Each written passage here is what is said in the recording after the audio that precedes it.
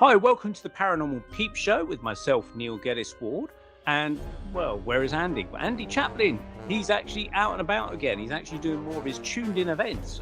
He's actually being caught short by the World Cup, I understand, this time around. Apparently, they've been taking over the pubs to broadcast Sky Sports and all the football matches. I think it's coming from Qatar in the Middle East, and they're doing the World Cup in the Middle East because it'll be a bit cooler out there this time of year, which I can understand. But unfortunately, as a byproduct on the fact that all the pubs are now being, hopefully for the pub industry, it'll be good at least, taken up with loads of football fans watching the football matches. But Andy's schedule has been shunted left, right, and centre because of that, because he normally does his tuned-in events at these pubs. So he's had to cancel tonight's recording and try and reschedule his events to accommodate the World Cup.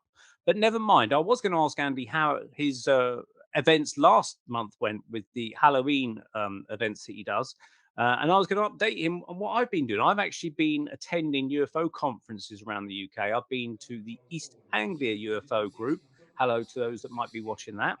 And I was doing a talk on aliens on the moon there. And then 6 days later, I was at the other end of the United Kingdom in the southwest in Cornwall at Truro, where I was doing a talk there on encounters with fairies, ghosts, and spirits. I was actually quite surprised that the UFO conference down there asked me to do such a subject, but I said I'll oblige because I've spoken there previously about 4 years ago. So I went and spoke about encounters with fairies, ghosts, and spirits. And you might be thinking, what does that have to do with UFOs and things? But well, I actually think there's a very, very strong connection with these encounters with mysterious beings we might call fairies or the fae, or even gnomes, for instance. They could be screen memories, maybe of greys masquerading as these beings. I know there's quite a lot of kind of similar folklore about fairies taking you away or abducting you and you lose your mind or you lose time and things like that.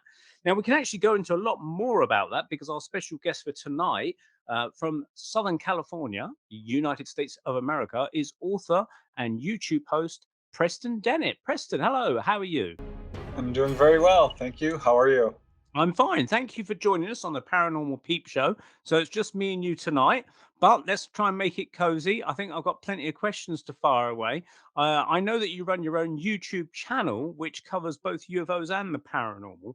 And that's quite interesting. You share an interest in ghosts and spirits as well as typical UFO things. Because when I normally chat to people about UFOs, they seem to be hard focused on totally on the subject of UFOs. But from what I can understand about your YouTube channel, as well as talking about UFOs, you also talk about the paranormal events as well. Do you believe there's a kind of connection, or should they be treated separately? I do believe there's a connection.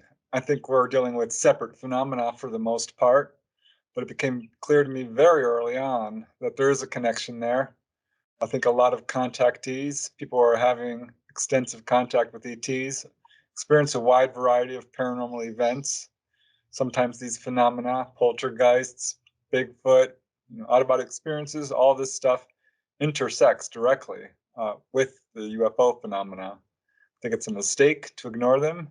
I understand if there's nuts and bolts researchers out there who want to just focus on the physical aspects of UFOs. But I think they're absolutely connected, and that it would be a mistake to ignore them. Yeah. Well, hopefully we'll dive a little bit deeper into that. But first, I want to go right back because I understand it. You was originally a skeptic of all this kind of stuff many years ago, weren't you? I was, yes. And ironically, still am a little bit skeptical in a different way. I mean, I really have to question things now because finding out UFOs were real was quite a shock. I did not believe in them. I grew up very skeptical of all things paranormal and especially UFOs. But it was in 1986, actually. And I was quite a young man, 21 years old, when a report came on the news about a sighting over Alaska by a commercial airline pilot. And they actually showed him on the television, the evening news, and very briefly described his sighting, which is now a classic in the UFO literature. But they really did not mention that this object was twice the size of his commercial jet, that it tracked his plane for an hour, that it was caught on radar, that there were other witnesses. None of this was in the news report. It was just a very joking, tongue-in-cheek sort of news story. But it interested me enough to start asking questions, and boy, did I get a shock. I found out that a number of my family members, friends, and coworkers were keeping secrets from me. They were, and some of them were flat out contactees. Wow. Many of them had had really remarkable close-up sightings. A few had had missing time, and of course, not just UFOs, but a wide variety of paranormal events. So it truly and literally hit home for me. Uh, it was I was not a happy camper for a good year there. So when you saw this report of the airline pilot, I mean, what was the part of that report that kind of thinking, well, hang on, I've been a skeptic of this kind of thing. What was the pivotal point of that news report that suddenly switched you over or got you at least thinking into that kind of thing more deeply? Um, there were a couple of things. One, that he was a pilot. I'd sort of made the assumption that people who saw UFOs were uneducated, alone, out in the wilderness. And they showed his picture, and he seemed like a very upstanding, kind gentleman. And I thought to myself, well, this man is lying. I don't think so, but can't be. I mean, there's UFOs aren't real, so he couldn't possibly have seen what he says he's seeing. Must have been a reflection off the ice cap, or I mean, I had all these kind of answers, explanations, I should say, running through my brain. And but looking at him, I thought, he's throwing his career away. If he, I mean, why would he do that? Hmm. Which turned out to be true. He, to a degree, I mean, he was grounded. He lost his job as a regular commercial airline pilot for years. Crikey. So yeah, I was right about that, but I was wrong to call him a liar. Hmm. Hmm. It's perceiving. So, Yeah. so I mean that's the thing with airline pilots. I mean, he's not the only one because obviously I've seen reports, and you've obviously subsequently seen reports and looked into it a hell of a lot. That there have been many cases of UFOs being sighted by people in the aviation industry, either private pilots or commercial airlines and that kind of stuff, and military airlines and things.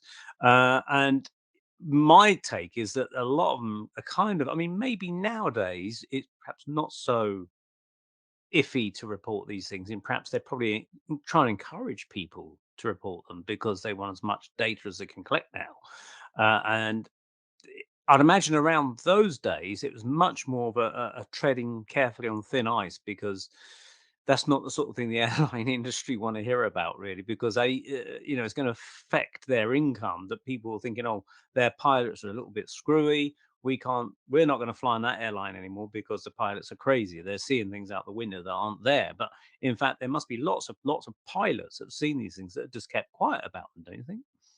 Oh yeah. I mean, we now know that there are thousands upon thousands of pilot reports, and more recently, Air Force pilots are stepping forward because they were normally ordered not to talk about this, and knew that if they did, there would be consequences. Not good.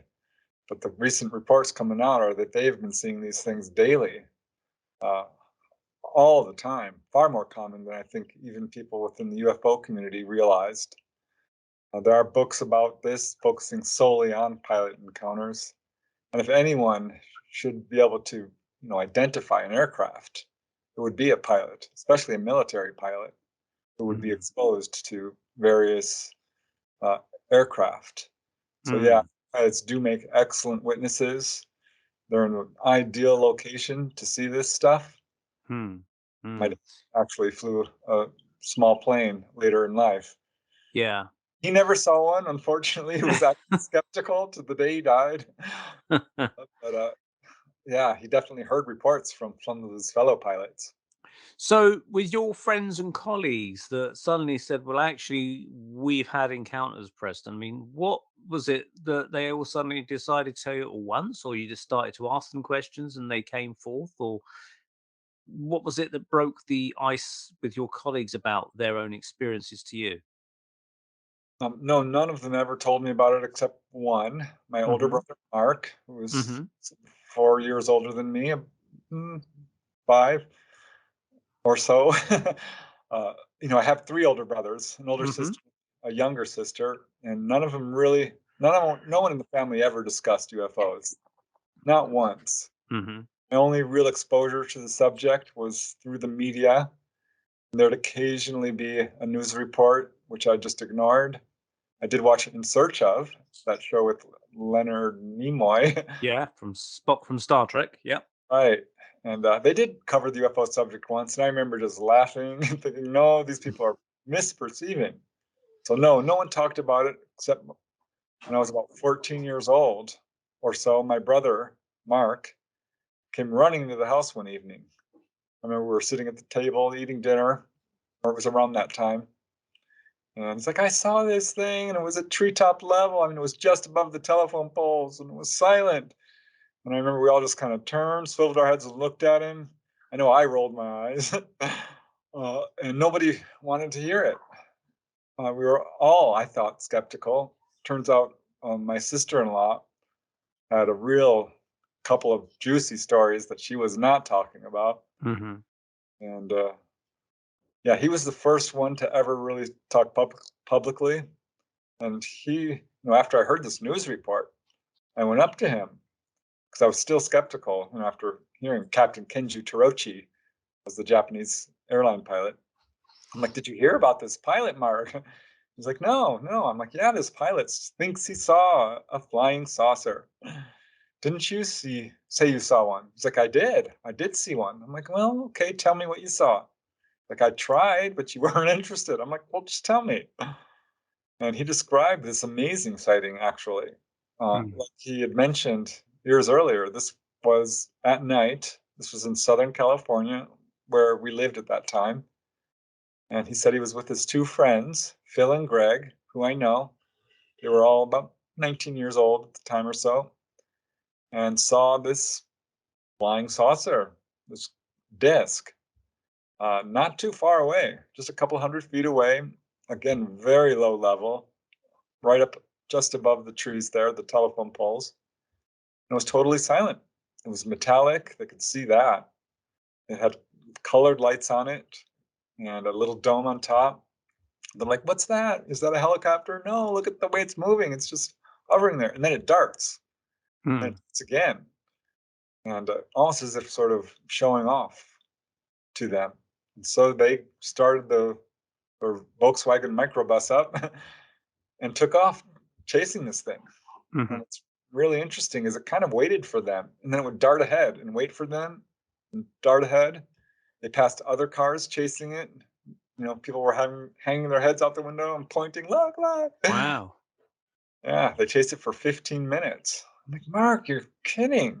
And it was clear to me he was not lying. He's a pretty sharp guy. I don't think he was misperceiving.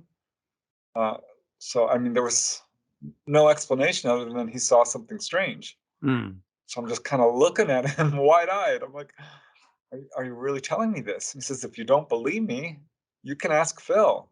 You can ask Greg, his friends, who I knew not super well, but they were his friends, so they were over frequently enough.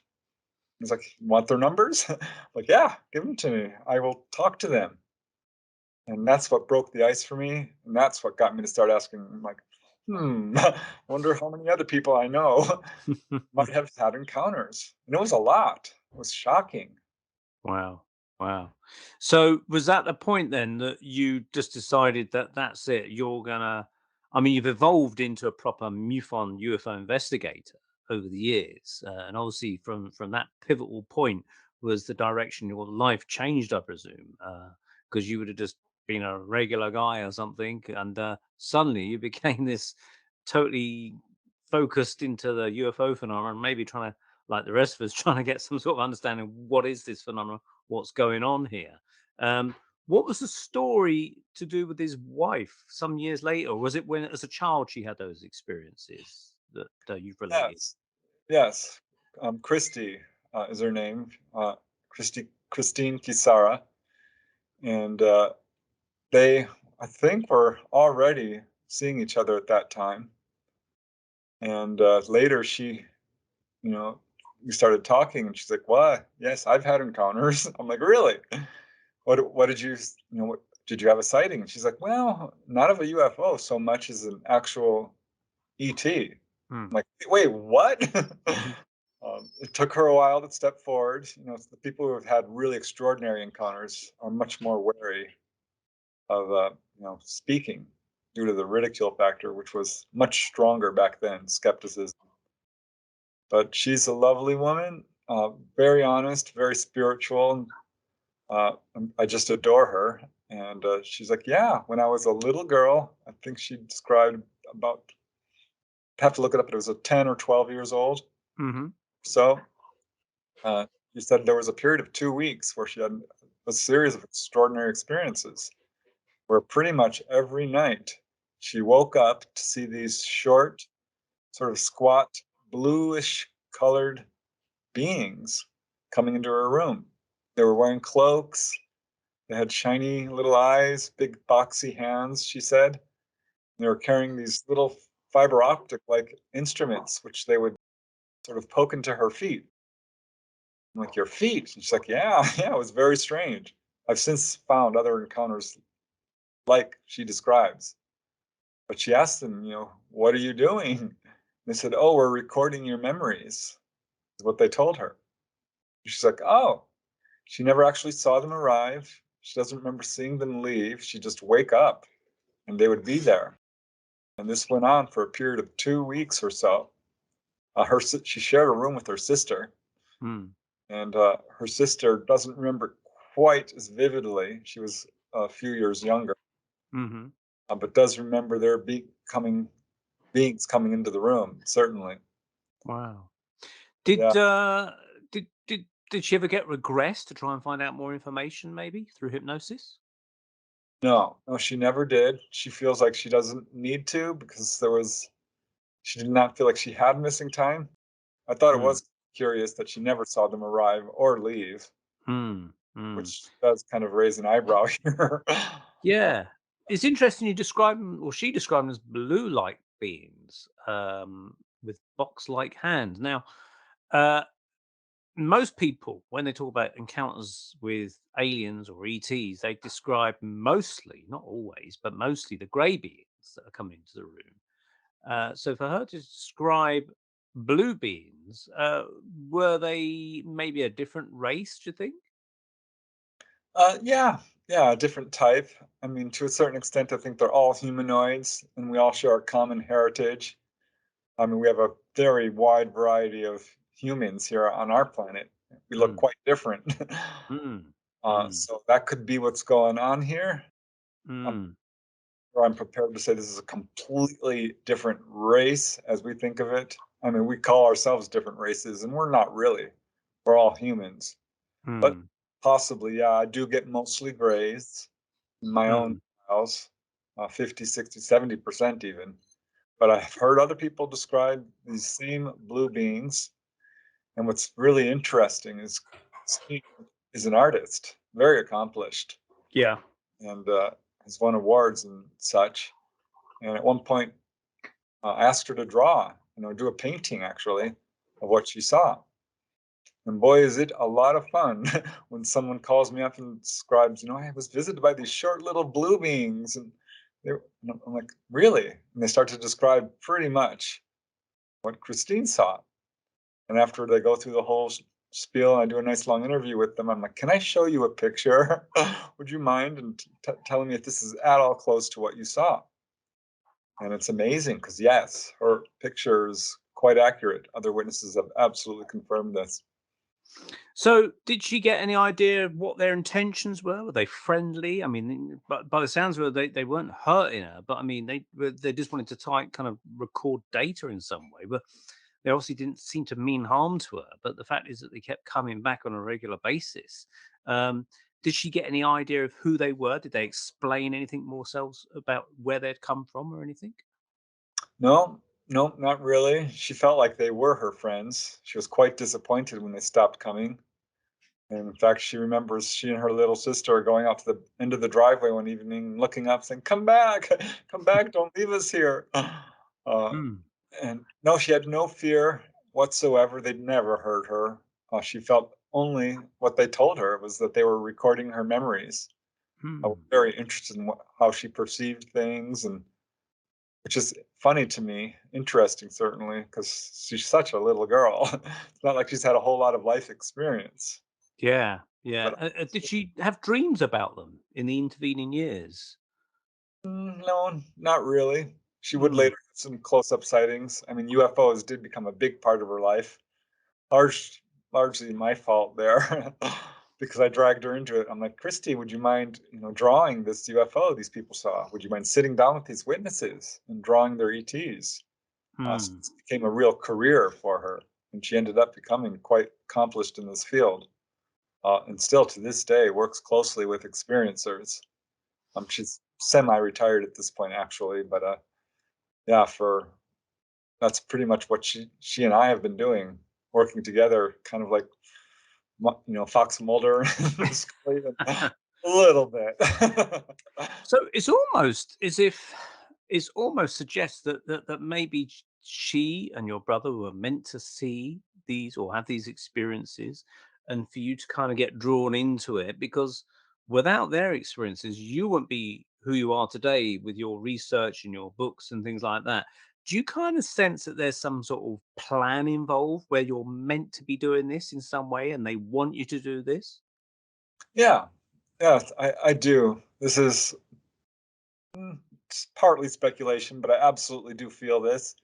I've known from a very young age that I was going to be telling amazing stories and being a writer. I mean, I knew at age 9 or so. Hmm. It's Hmm. very much in my family. My other sister-in-law did have face-to-face encounters with grays. Her son had a humanoid come into his room. He saw a UFO. My older sister, her nephew, had a very close-up UFO sighting. It's absolutely in my family. I've had a lot of sightings myself, and there's some indication that this was going on in my childhood. Very, mm, nothing I can really pin down. Certainly, after I started researching this, a few years in, I started having some major encounters, and that's escalated since. So yeah, I think it is in my family. I think there is a level of guidance here that wouldn't surprise me one bit. It's funny because going back to Mark's story, where he chased this UFO, there was some years later, Mark and Christy are just sitting on the couch and she's holding his arm and just kind of hugging him and cuddling. And she's like, "What's this in your arm?" And he's like, "What? What are you talking about?" And she started palpating the inner side of his elbow. And there was this foreign body about the size of a half matchstick right beneath the surface of his skin. And there's no entry wound, nothing like that. And so they called me like, "Preston, look, what do you think this is?" And I'm like, "Whoa, I don't know. When did you find this?" He's like, "Just now." And so I actually ended up taking him to the doctor. And this turns out to be another MUFON field investigator. I joined MUFON right away. Hmm. I started buying all the books. I mean, I became obsessed very quickly. So anyway, I took him to this doctor who's very familiar with UFOs and UFO accounts and possible implant cases. And I'm like, "I'd like you to check this out. Would you mind?" My brother had a pretty close encounter. He doesn't remember missing time, but he did have some dreams where he was on board a craft, which she and I, for that matter, really kind of thought were just dreams. Hmm. And this doctor, started investigating Mark's arm and found this thing and started, touching it and poking at it and went, "Whoa!" I saw his eyes go wide. He's like, "When did you notice this?" And started asking, all the medical questions. And finally says, "I can't really tell without an X-ray." Mark did not want to submit to one, Mm-hmm. uh, but he says, "It looks like a foreign body to me. This is not something that, it's not a bone spur or anything he could naturally say was, a natural part of the body." Yeah. Yeah. So that makes me wonder, yeah, if there is more going on here. Do you Yeah. think his friends that were in the car with him that time when they first saw this UFO and everyone was kind of chasing it and it was playing that kind of cat and mouse chase game, do you think they might have had missing time or foreign implants? Did they ever mention anything like that? No, no, they sure didn't. And I have to say, this was my very first case. I did end up interviewing all three of them, Mm, recording and diving in depth to what happened. But the idea of missing time was still brand new in the field. right. There was Bud Hopkins' book, Missing Time, which I had bought, Hmm. but there was only one other book by the Jim and Cora Lorenzen, which spoke towards this aspect. I wasn't really looking for it. I don't think I really asked questions. Mark does not think uh, he had missing time. I was still in touch with one of the guys for years and years. Yeah. Just until very recently. Phil. Hmm. Hmm. Uh, no indication of that. That was their only sighting. Mark never really had any sightings after that. Not too much. Christy and I did. We'd often go out, in little UFO groups, trying to call them down to conventions and talking with contactees. But Hmm. that's mostly, I'm the black sheep of the family. If it's focusing on anyone, it's on me for sure. Well, better point out to listeners, in case they're not aware, that MUFON is a mutual UFO network run in America. I don't think there's such an organization in the UK that does anything similar. Certainly, it's done on a national scale across America, and you're specially trained, aren't you, as investigators, field investigators? Is that right? To ask the right questions, maybe to go out to sites where people have seen them, to look at things around there, and try and get to the bottom of as many cases as you possibly can, I presume. Yeah, well, currently, to become a MUFON field investigator, they do have you take classes and do specific training. But back when I became it, they didn't really have anything like that. They did have a take home test. And I thought, oh, a take home test, this is going to be an easy thing, take home. There was no internet at that time. Hmm. But there were, of course, libraries and stuff. I thought, well, this should be easy. I can take a week to do this because it didn't need to be turned in right away. Yeah. I got the test, and it was, if I recall correctly, a couple hundred questions. And, Wow. yeah, quite lengthy, covered a variety of topics. I had bought every book that I could find my hands on. I had subscribed to the Mutual UFO Network journal and bought Mhm. all back copies stretching back to the 60s. Mhm. And it was really, I was going to figure this out one way or another. So there was a section on the test about UFO history, and I just breezed right through that. But there was a section on photography. And I'm like, okay, my sister was very into photography, so that was not too hard. There was a section on meteorology, weather, and such. And I happened to be taking that class in college. There's 20 different types of clouds. You wouldn't think so, but there really is. And all kinds. Weather is a very scientific subject. Hmm. Yeah, they had a big section on astronomy and uh, psychology, even if I recall correctly. There was various scientific disciplines that they inquired about. So it took me a while to finish it, but I was very careful. I missed only two answers, and one was a stupid mistake. I was so mad. I did very well, but I was absolutely going to make sure I did well. I love tests, anyway. So, but yeah, I became a field investigator. I believe it was 88. So Wow. very early on, after I had educated myself on the subject. Hmm. So from that point on, you would get a call from someone or a letter, or how would they get in contact with you? I was attending MUFON meetings. Mhm. People would call MUFON Central. Mhm. It's based then in Texas. It's now moved all over the place. They would contact the local state section director, and he would sort of farm out cases to whoever wanted to investigate them. I'm always me. Initially, I now work pretty much independent of MUFON. I'm Mhm. still a field investigator. I still subscribe to their organization. Read the MUFON journal, and I do attend their conferences and speak at them occasionally. But I'm largely independent now. Mhm. Mhm. Back then, yeah, they referred cases to me, absolutely. By the way, I'd also called the police, the local police station, said, "You know, I'm a field investigator from MUFON. Would you mind if I gave you my name and my number?" Because I knew for a fact that they were receiving calls, Right. because I had people, contacting me saying, "Oh, I called the police." And so, yeah, I initially started by investigating my family members Yeah. and my friends and my coworkers. I'm like, "Can I interview you?" And that very quickly spread to friends of friends and friends of coworkers. And I had a website as soon as the internet came out, Mhm. and we really started to build a network quite quickly. And we would Mhm. go to these MUFON meetings, and everyone who was attending these meetings, the vast majority of them had seen UFOs. That's why they were there. Yeah. So I was very much nosy and would ask people like, "Oh, why are you here? Have you seen one? Can I talk to you?" So yeah, there was no shortage of cases. I can tell you that. That's amazing. What's kind of like the? I mean, I'd imagine a lot of these cases. I mean, you've obviously come across some very bizarre cases as well. But for the moment, what's the kind of common theme that runs throughout all these cases that you've personally researched, or that seems to tie up with other researchers? There must be certain reoccurring themes that ticks boxes, presumably. Oh yeah. Well, initially I started. There's lot of UFO encounters, and the most common is, of course, is a simple sighting. Hmm. Which does have a lot of commonalities. There are certain things you look for when someone thinks they saw a UFO.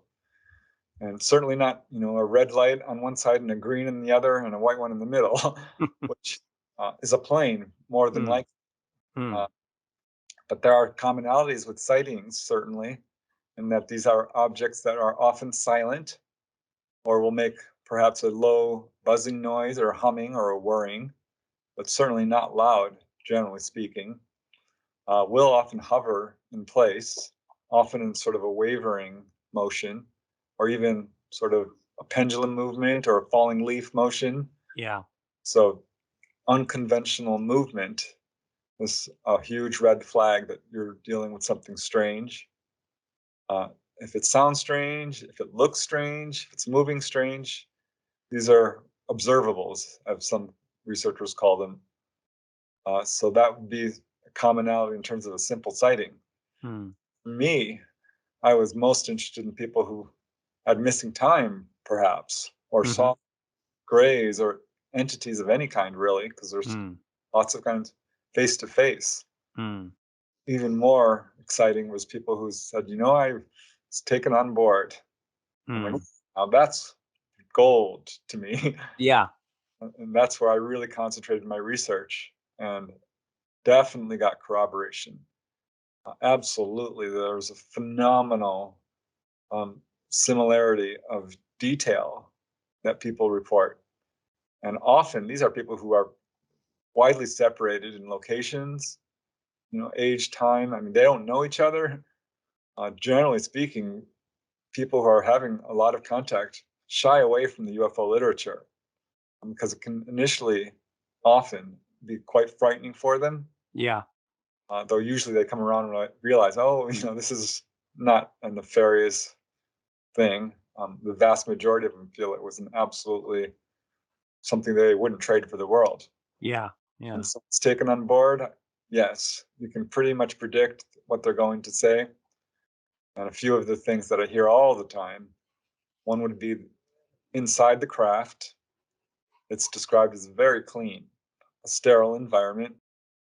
Often it's described as having very much rounded walls where the ceiling and the floor are kind of rounded together, no sharp points, very sparsely furnished. In terms of like instrumentation, there's not a whole lot of it. People describe also almost without uh, fail that these craft have indirect lighting. It's funny to hear people try to describe this. It's like it was brightly lit inside, but I couldn't see a single light bulb. And also, people will say the ETs communicated with telepathy. Hmm. That's pretty much universal. And Hmm. really funny when you hear someone who's never doesn't know the word for telepathy. Like, I don't even know how to describe this, but they were talking in my mind. Mm. So there's a lot of details. The exam table, the way people describe that, or a chair just as often, really, like a dentist chair or an old barber shop chair. Mm. People just Mm. they describe the beings very similarly. There's a lot of details, some of which aren't well known. That to this day, as a researcher, I think you can use to a certain extent to get a level of corroboration from. Mm. What intrigues me, and I have mentioned this in discussions on the Paranormal Peep Show with other people and my colleague Andy as well, is that what strikes me about these, I say flying saucers for want of a better word, but obviously they're not all going to be flying saucers, but these objects, these craft or whatever, is that presumably when you go on board, I mean, obviously it's only for the cases where people can say, oh yeah, I was on board and I was on a couch or a chair or laying down on a bed, is that they seem to me to be flying medical laboratories rather than thinking of them as spaceships. They seem to be designed, from my perspective anyway, they seem to be designed with a point of view of taking people, humans, presumably, it could be other beings from other planets, maybe, I don't know, but they seem to be designed for people, the size of the chairs, the couches, that sort of thing. They seem to be designed for humans in mind, and the craft is just the vehicle to get them there to examine. So if you think of an ambulance, for instance, an ambulance has an engine, it has wheels, it's got all the things a car would have to get you from A to B on a road. But inside an ambulance, you've got all that medical equipment. You've got the gurney, the couch, or whatever. You've got the oxygen machines. You've got all the resuscitation equipment. It's all designed for the point of view of a person that's medically needs to be assisted in some way, and the vehicle itself is just the thing that gets that medical assistance to that person in an emergency. And it seems to me that these craft, it's almost like the main focus is to get these people on board, to look at them, examine them, whatever they need or want to do with them, in presumably some sort of comfortable setting, where they can lay them out or put them in a chair. And the vehicle is almost secondary. It's just to move them from A to B, or to get from A to B, to pick up these people. What's your thoughts on that? Yeah, I noticed this early on. It's very, very interesting. There is a strong medical theme that runs through a lot of onboard encounters. It is one of their primary agendas, I think, to physically examine people and actually heal them. And you hear this from a lot of witnesses who describe being physically examined. I think the ETs do know a lot about the human body. One of my first cases of a person who was taken on board, she described how she was, in fact, healed. And that became the subject of my first book, UFO Healings, which Hmm. documented some 100 cases. I've since found well over 3 times that, put out a new book, The Healing Power of UFOs. Because this, I think, is one of the primary reasons people are taken on board. Yes, it can be scary for people, especially, uh, not being familiar with the grays, perhaps. No one really likes being examined by the doctor anyway. And to add that other level of strangeness to it does cause some people to become quite frightened. But I think it's absolutely a benevolent act. The first thing ETs will say when they contact someone is, don't be afraid. No harm will come to you. Have no fear. You will not be harmed. And they're taken on board and examined and often healed.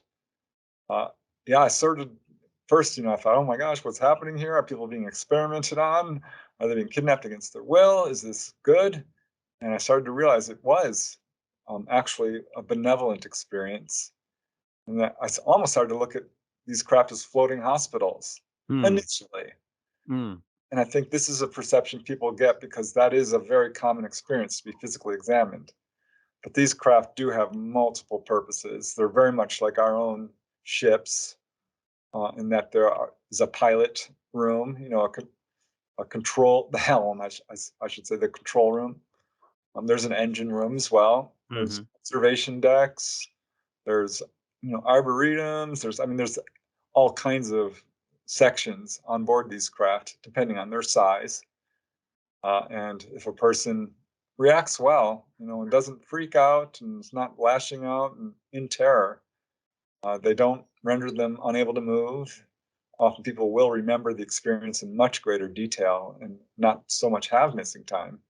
They're taken down to the engine room or to the control room or the observation deck. But a lot aren't. A lot of them do have a very strong fear reaction, and so they think this is the focus of contact. It's all medical. No, it's not. That is one of their things. My research certainly shows this, and I think other researchers bear this out as well, that healing is a primary purpose for onboard experiences. And I say that because, real quick, Yeah. most major researchers out there have these healing cases, and they're not getting a lot of attention. But Barbara Lamb has multiple cases. John Mack, Bud Hopkins never wrote about it. He wrote Missing Time, and I actually had to corner him at a convention once. I'm like, hey, you've never written about this. Do you have healing cases? He says, oh, yeah, I've got several of them, as well as David Jacobs and Edith Fiore and Philip Mantle in the UK, and Timothy Good and Michael Hesseman. I mean, I could go on. Tim Beckley, Brad Steiger. They all have these cases. So I think that is a primary purpose and why people describe this as, like you said, medically oriented. What also intrigues me, now I guess a lot of the assumptions is depending on where you think whoever they are, come from. But what I've always found fascinating, I mean, there have been cases where some beings have been sighted with kind of helmets that we would call space helmets, maybe some sort of breathing gear or something, but the majority seem to appear and operate in our atmosphere, breathing our oxygen with no problem at all. When you're taken on board the craft, you breathe, your own kind of oxygen. So, what do you make of that? The fact that they're breathing our oxygen. Could it be that they're from Earth, or they somehow adapt themselves biologically, or they're coming from a place that breathes or biologically is suited to humans, if wherever they're coming from? I mean, what's your thoughts on that? Yeah, I have thought about this quite a bit. And I think, honestly, it's a mistake to label them as aliens because they're much more like us than different. Mm-hmm. These are humanoids universally. They have eyes, nose, mouth, they breathe. People who are taken on board a craft sometimes do describe the air being a little bit different. Perhaps some people have had a little bit of labored breathing. I think in some cases this is just their own fear, honestly. Because when you're super scared, yeah, you start hyperventilating. Yeah. uh, and it is interesting because many people do report these beings coming down, and they're got these jumpsuits on, and even all the way up to and including their faces, and sometimes little fishbowl type helmets. I think there are probably some reasons for that beyond just atmosphere, in terms of contaminants and biological, or otherwise, might be an issue. Because there are people who are taken on board and they go straight to the room where there's a decontamination sort of thing. I've got several cases of this. Betty Interesting. Andreessen talked about it. They took her into this sort of light shower. Another guy from Utah, they took him to a room and this light started coming down and sweeping over him. And he's like, "What is this?" This was a praying mantis being. We turned to him, tilted his head, and said, "Soap," as if searching. And another contactee who's I've come to know quite well. She's the subject of my book Symmetry, a true UFO adventure. I love her case. Her name is Dolly Safran. She's a great witness, a registered nurse, a Department of Defense employee, super intelligent. And she describes this as well. She's a fully conscious contactee. She has not needed hypnosis. She has no fear surrounding her encounters. She's had lifelong experiences that are very, very extensive, more extensive than anyone I've heard from. And she's taken on board regularly throughout her life. She has been well over hundreds of times. We're talking thousands. She says, yeah, that's the first thing they do is they will take me to this little room. And she described it in detail in the book, Symmetry, where this light comes down and she goes through a whole process of lifting her arms, and as this sort of light path comes over her and decontaminates her. So I think that's one of the reasons. But as near as I can tell, these beings are not aliens as we would think of it. We all have a common heritage. I mentioned this earlier. I think we're dealing with the Greys have told contactees flat out, we are human. We have the same genetics as you. There was a time when we looked just like you.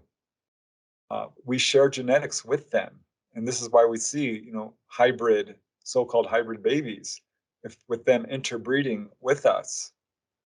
So yeah, I think we are not as alien as, it might seem. In fact, there are beings described who are absolutely human looking, 100%, just like us, which again raises serious questions about our relationship to them, human origins for that matter. And I will just in closing say on this particular question, one of the very common messages contactees will get from the ETs is basically, you are us, we are you, we are one. Some variation of that 3-word or 3-phrase sentence. I heard over and over and over again. And I kind of laughed when I asked Dolly about this, and she said that same phrase. I'm like, what? I keep hearing this. So this is, I think, a very important point, that we all share a common heritage, and that we, of course, are extraterrestrials to anyone beyond Earth. If you look at it from that perspective. But we're very closely related, I think. So do they say to the contactees or the abductees, because I understand that, some of the questions that are asked is like, where are you from? And there seems to be, from what I can work out, there seems to be a reluctance to kind of impart that information. Would that be right? Yeah, I think that's true in several cases. Often for people who are having a lot of fear, they never really get to that level. But I do know a case where a couple said that they weren't abducted. We were invited on board. Dolly, she won't use that word. She's like, it's just not accurate. No one's taken against their will, even if they think so. But people have asked. And this couple from Sedona asked them, and they said, oh, we're from a place you don't know about yet. And others have asked, and they said, it's not important. I mean, there are cases where they said, oh, we're from Mars and Venus, and we know that's not true.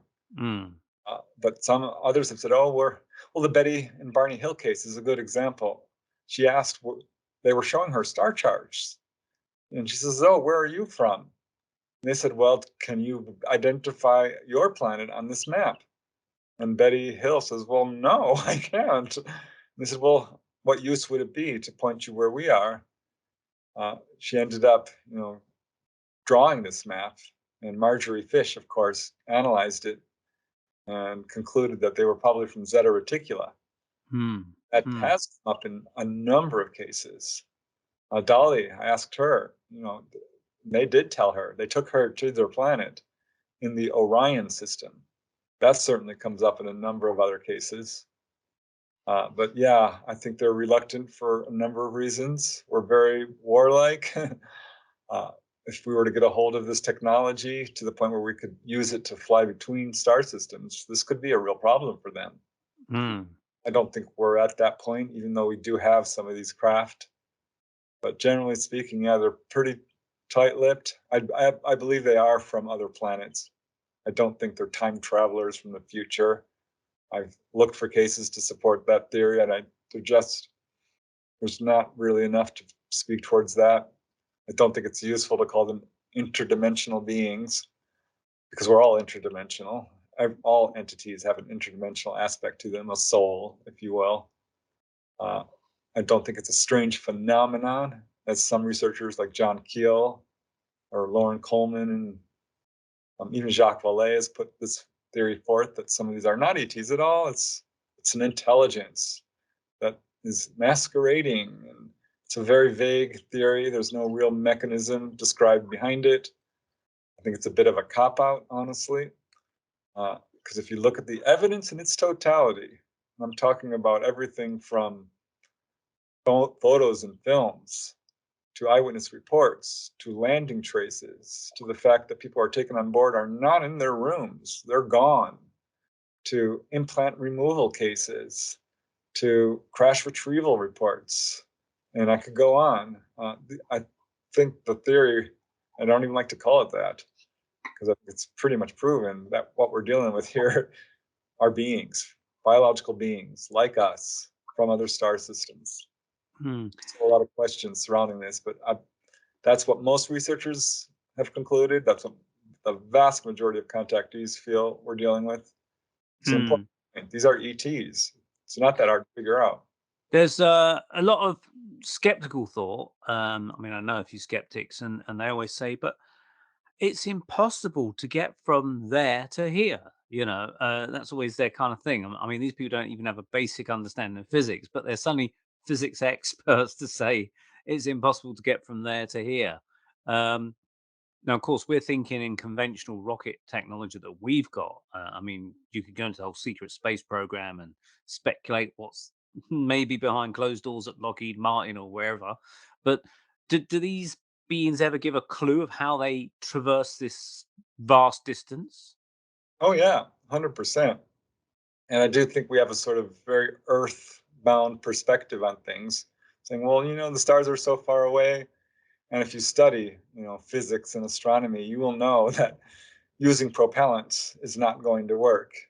And to reach the speed of light basically increases your mass to a degree that it's just not a feasible method to travel between star systems.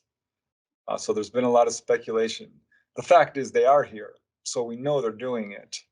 And it's pretty clear, judging from the contactee accounts, that they're not necessarily coming from Earth.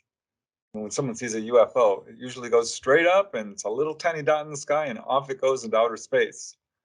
Not to say that there aren't USO accounts, unidentified submersible objects. But yeah, people who've been taken on board, people who have gotten over their fear, people who have managed to converse with the ETs and asked about this, yes, the ETs have described it. And I will point again to Dolly Saffron. Because she actually was taught by them how to fly these craft, which is crazy as it sounds, not that unusual. They will sit you down in the pilot seat and describe it. They will take you to the engine room and says, here's how we do it. And it's usually along the lines of harnessing the magnetic gravitational fields of our planet in terms of, planetary travel or interplanetary even. But when it comes to stellar travel, interstellar travel, what they basically do is have a technology that is so far advanced that it's very hard, I think, for us to fully understand it. But they are able to create large amounts of electricity and power and able to basically open up, well, Dolly calls it a light gate, but not a wormhole. She's very careful about that. It's not like a portal or anything as we would think of it. But they're able to basically move interdimensionally and go from any point in the universe to another point by doing it with this method. And this is something I do hear from other contactees, though perhaps not in as great detail.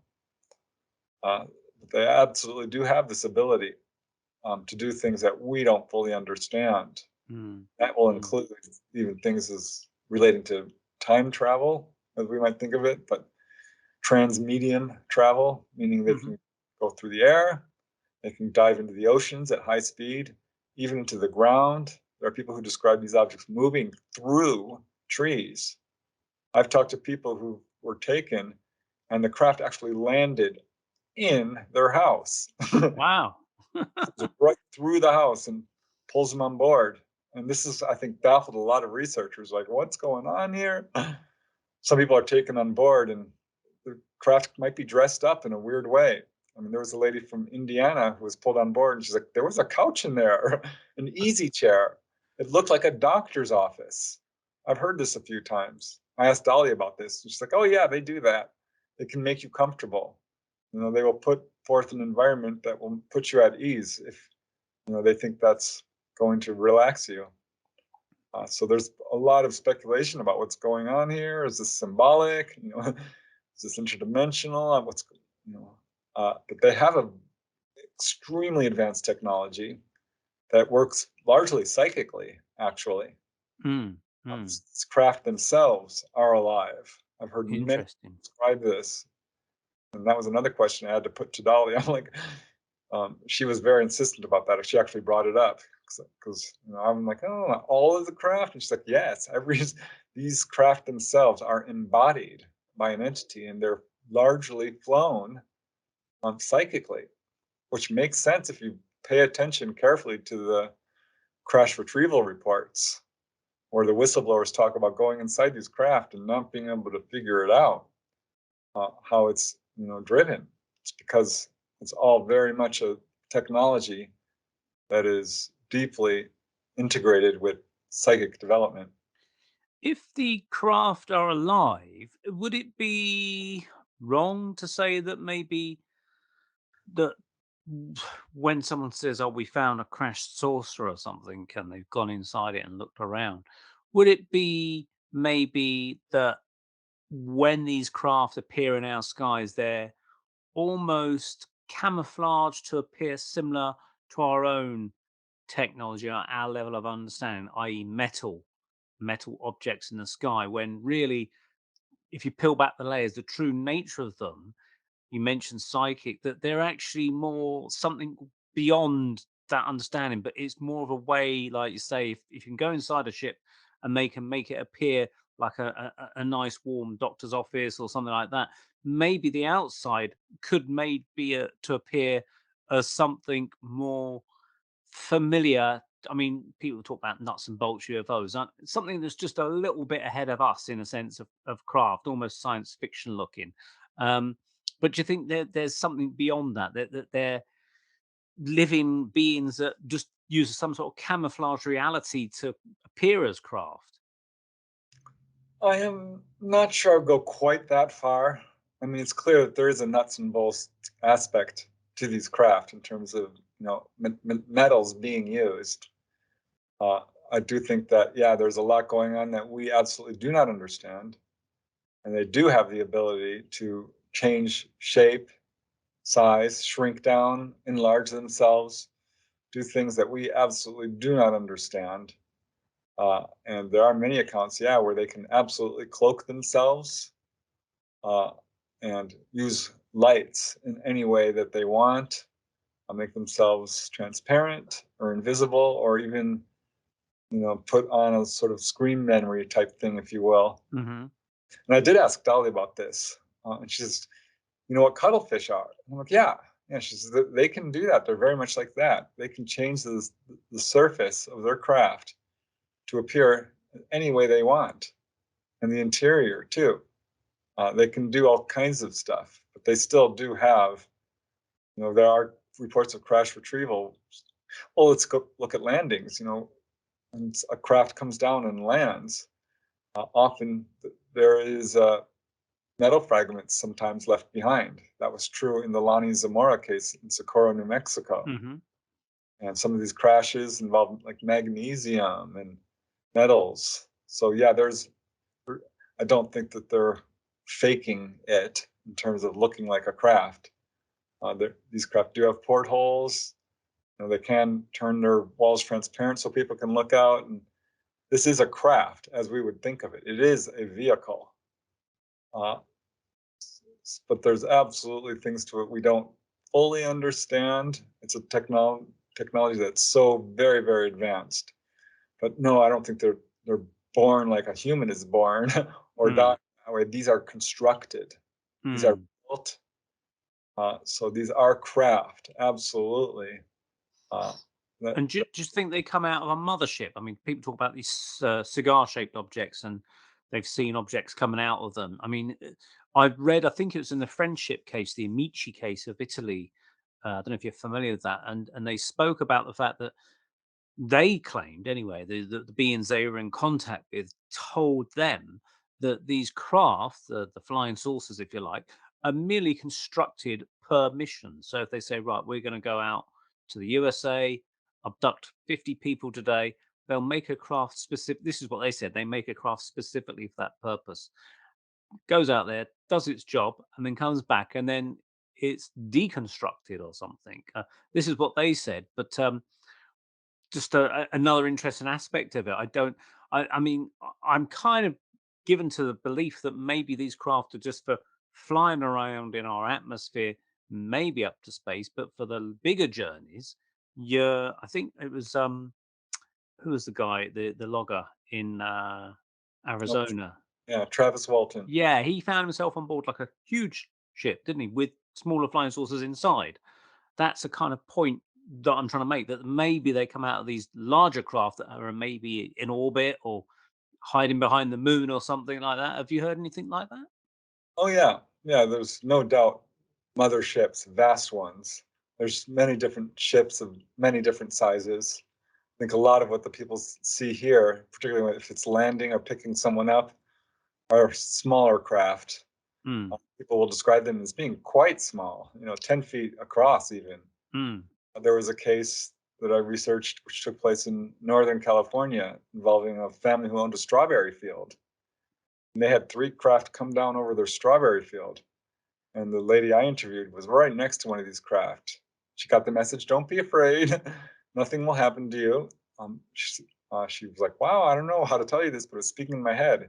She said, this thing was so small that it could not have fit anything more than two short little people sitting down.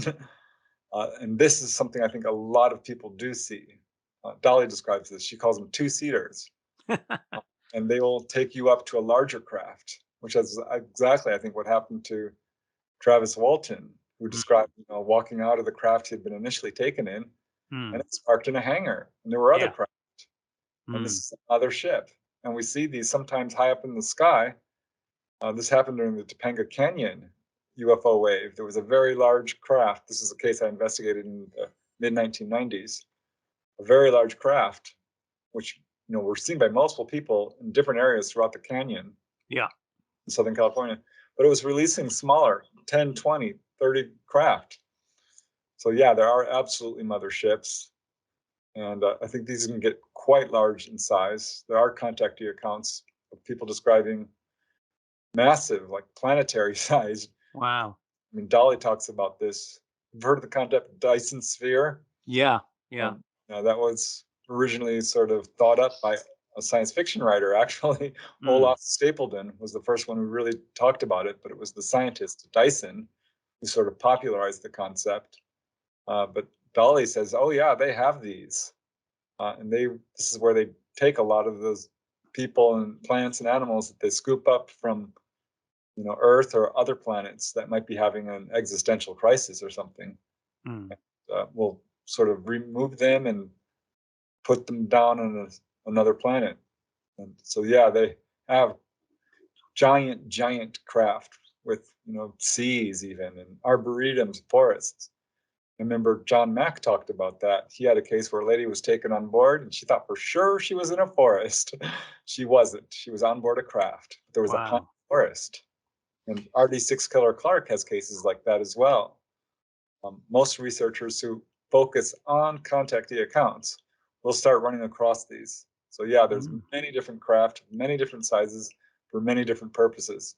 Wow. It makes you, we're just drawing to the close of part one here, but it makes you wonder, it starts to question whether Earth itself is in some huge mothership itself, and we'll just be intended to by the farm folk, if you like, and they drop in to the ranch where we're all kind of operating, and they check us medically, and that's whatever, looking after us a little bit, tending the gardens as such with us. But maybe that's where the stories of the Bible and the gods and things come in. But for the minute, I'll say thank you very much, Preston Dennett, for part one of the Paranormal Peep Show. It's a very interesting chat here. We're talking to Preston Dennett from the United States, talking about his books, Not From Here, and all his other books that he's written, plus his channel. We'll go more into that in part two. But for the minute, that's the Paranormal Peep Show on the Paranormal UK Radio Network. Join Andy and Neil every month on the Paranormal Peep Show, part of the Paranormal UK radio network, for fun, frolics and lots of information about weird stuff, UFOs, ghosts and things that go bump in the night and everything associated with them. Fascinating guests, fascinating talk, fascinating information. Hi, welcome back to part 2 of the Paranormal Peep Show on the Paranormal UK Radio Network, minus Andy, who is out gallivanting again. I will have to get him over the coals on next month's episode. But for the time being, it's just myself, and I'm talking to our guest from the United States of America. That's Preston Dennett, UFO researcher and author, and also YouTube host of his own channel. Now, Preston, you've recently written this book. What's the title of the book? Because it's a 4th volume, I understand. What's the book again? Yeah, it's called Not From Here. This is a 4-volume series, soon to be 5. Wow. About the sort of stranger outlying types of UFO cases, areas of research that haven't been fully explored before. Some of the stranger and more bizarre cases that haven't gotten a lot of attention.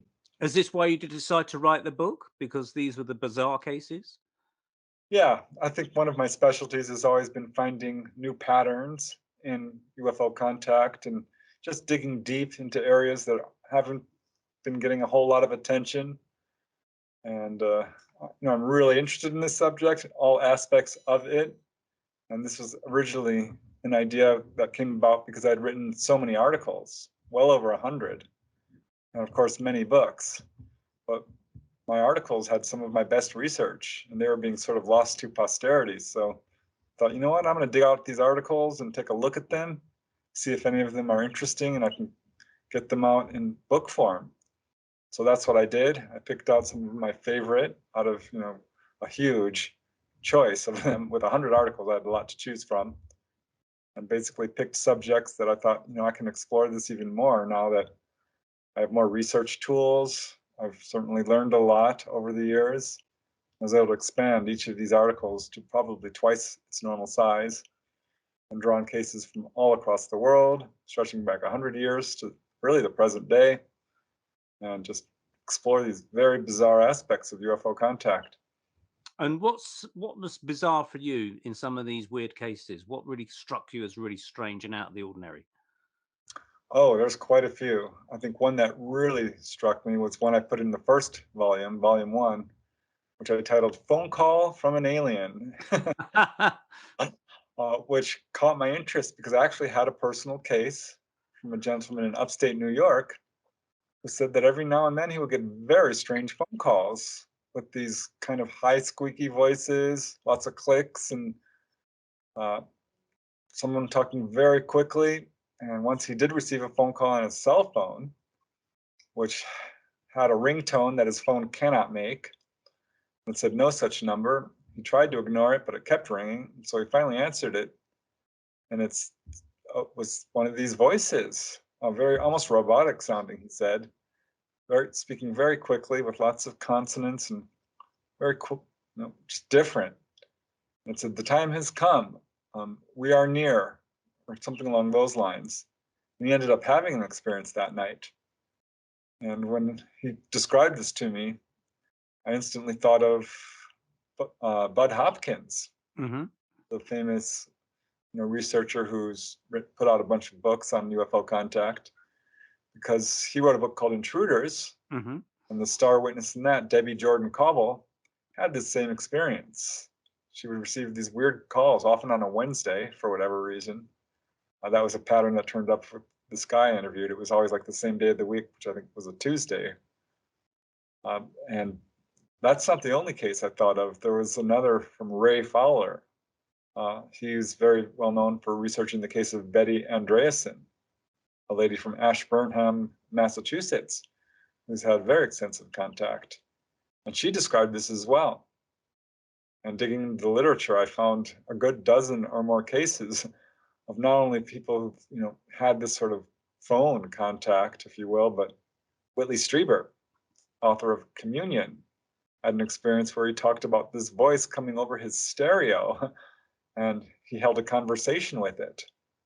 Now, it's one thing for a stereo to pick up a transmission, but quite another to have an actual interactive conversation which did actually happen to a ranch owner in Colorado as well.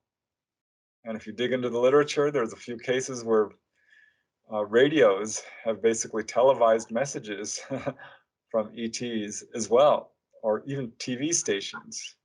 So that's sort of what I dug into with that particular chapter. It's very bizarre, but in a way, it does fit in, because UFOs are known to affect electromagnetic instruments of all kinds, whether it's car engines or radios staticking up or TVs or what have you.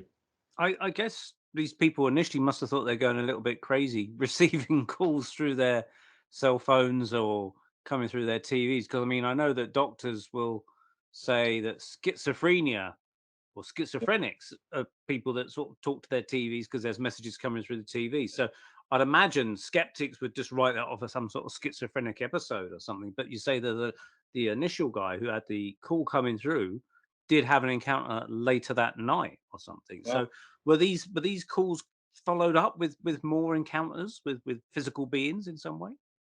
Sometimes, often. I mean, there's one guy, Jack Sarfati, who's now a pretty well-known physicist, quantum physicist, and he had a series of telephone calls as a child that he completely forgot about until his mom reminded him. He's like, oh yeah, I had a call that would come in and said it was an entity from a flying saucer, and it was a big deal during his childhood. And he started talking in all these very advanced concepts about astronomy and physics, well beyond his childhood years. And his mom became concerned, and so she caught him on the phone and quickly grabbed it from him and said, whoever you are, stop calling my son. And hung up on him, and that put an end to it. But he tells that story, and it's funny because when I put this book out, I was contacted by a number of people who said, thank God you put that out. I never tell people this, but I had that happen to me. And I can see why people would not want to talk about it. And that's exactly why I like doing these books. There was another chapter I did in another volume about UFOs over graveyards. Wow. Which I did not know was a thing, but absolutely was. It caught my attention when I read an account in a book by a mainstream journalist who put out a book about UFOs over West Virginia.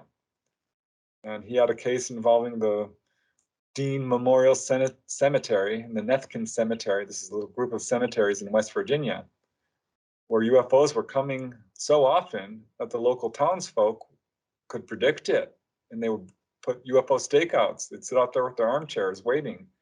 And they did notice that when there were new graves dug, this would initiate encounter. And it was fairly well verified in terms of being a large number of witnesses who were named, who were willing to put their name to their account.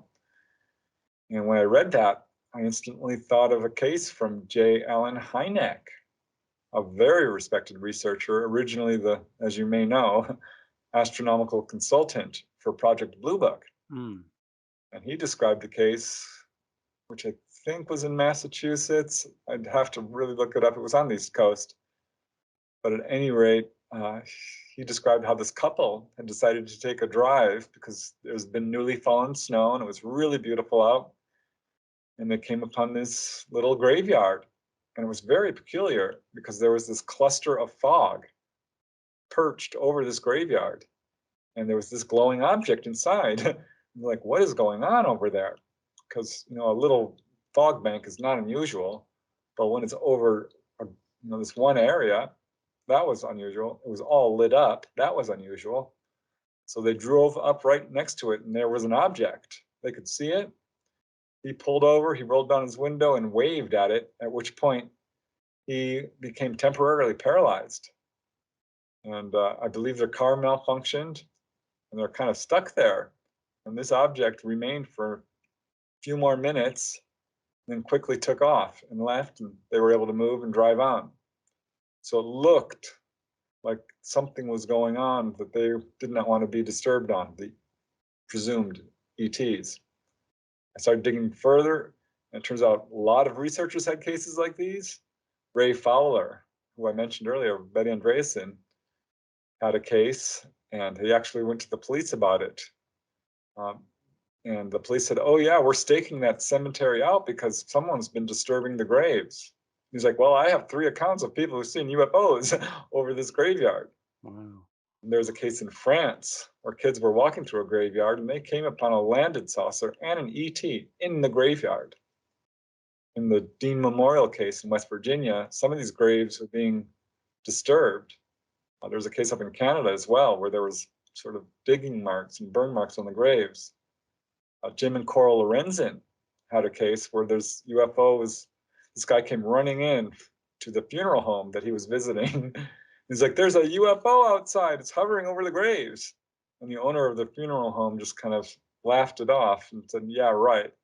Until a couple of days later, her son came running in and said, Mom, there's a UFO outside hovering real low. So it had repeatedly visited this funeral home. And that's just a few of the cases. I mean, I've got cases all across the world, South America, Canada, England, across the US, throughout Europe. This is definitely a thing. I'm not exactly sure what's going on. If they are perhaps honoring the death of contactees, removing genetic material, retrieving implants, someone speculated to me, another researcher. Scott Corrales actually figured this out the same time I did. I had written an article for Fate magazine about this, and they didn't publish it. They sent it back, which was disappointing to me because they were really accepting everything I was writing at that point. And then an article came out from Scott Corrales, basically covering some of the same cases and some new ones. So I ended up publishing that article in the MUFON Journal. Absolutely a thing. They are hovering over graveyards. Wow. Wow. I've never heard of that before. I mean, I've heard them hovering over like power stations, atomic plants, and things like that. And you can kind of guess that maybe they're studying our technology, perhaps. I mean, would that be the case if I know a gentleman that took reports in from the UK in Reading. A couple cited a large UFO flying over the United Kingdom's atomic research center or something like that near Reading on the M4 motorway near in sort of southern England. One can only conclude that they must be interested in what they're doing there, I presume. I mean, you must have come across similar cases where UFOs are hovering over site-sensitive installations and things. Oh, absolutely. I think nuclear power stations and anything nuclear for that matter, nuclear submarines that have nuclear tipped torpedoes. I have a case with that, or a nuclear powered aircraft carrier or large ship.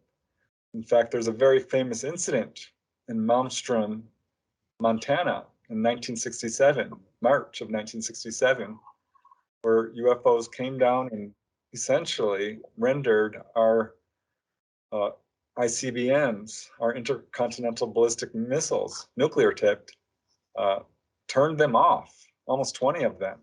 Wow.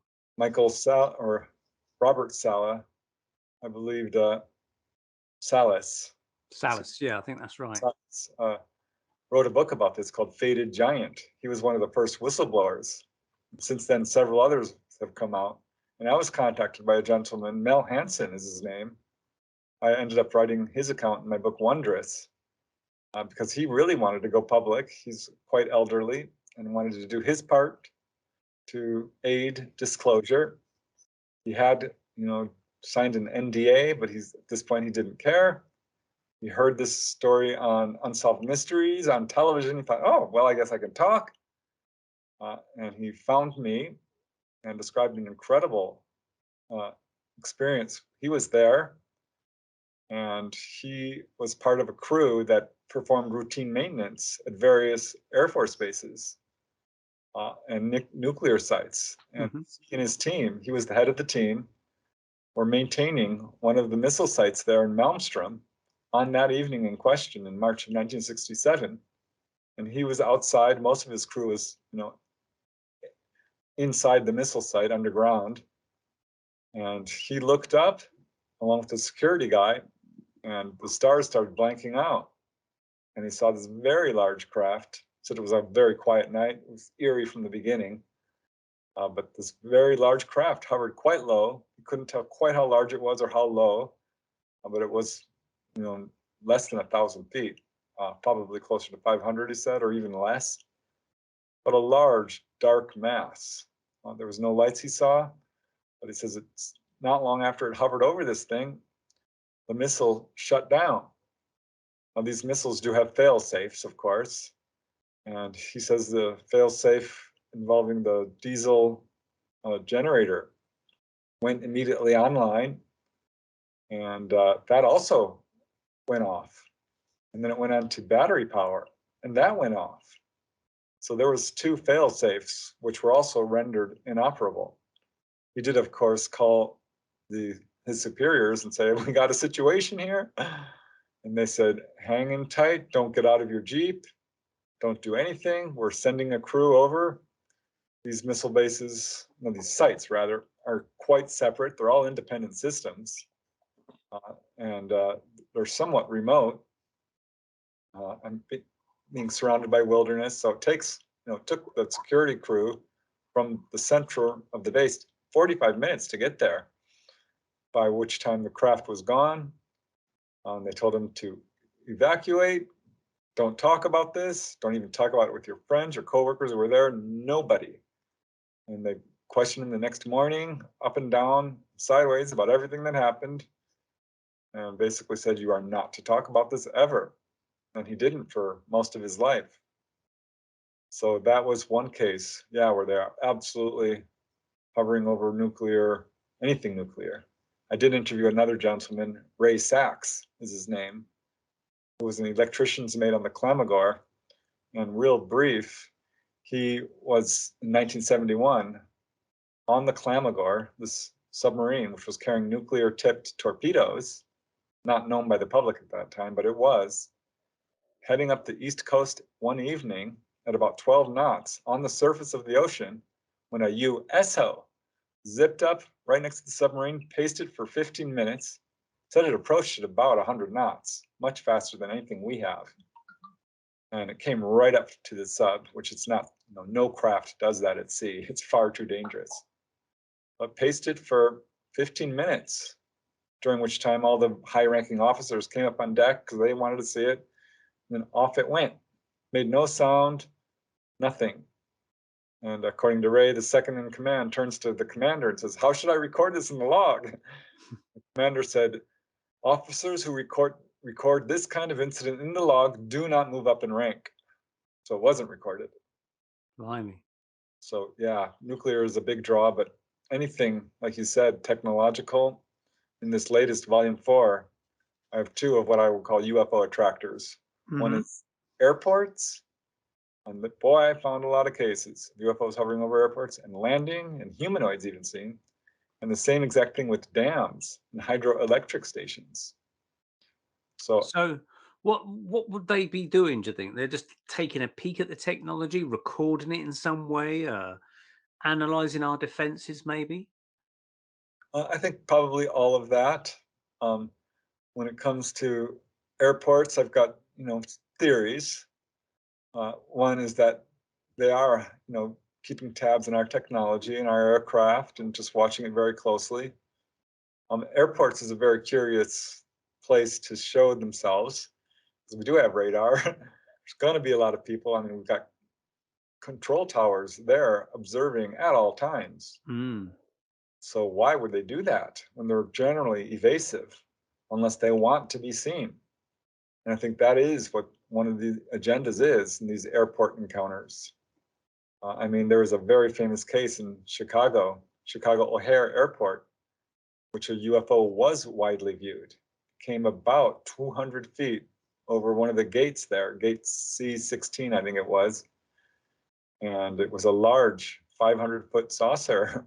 Wow. And pilots in the air saw it, pilots on the ground, passengers, baggage handlers.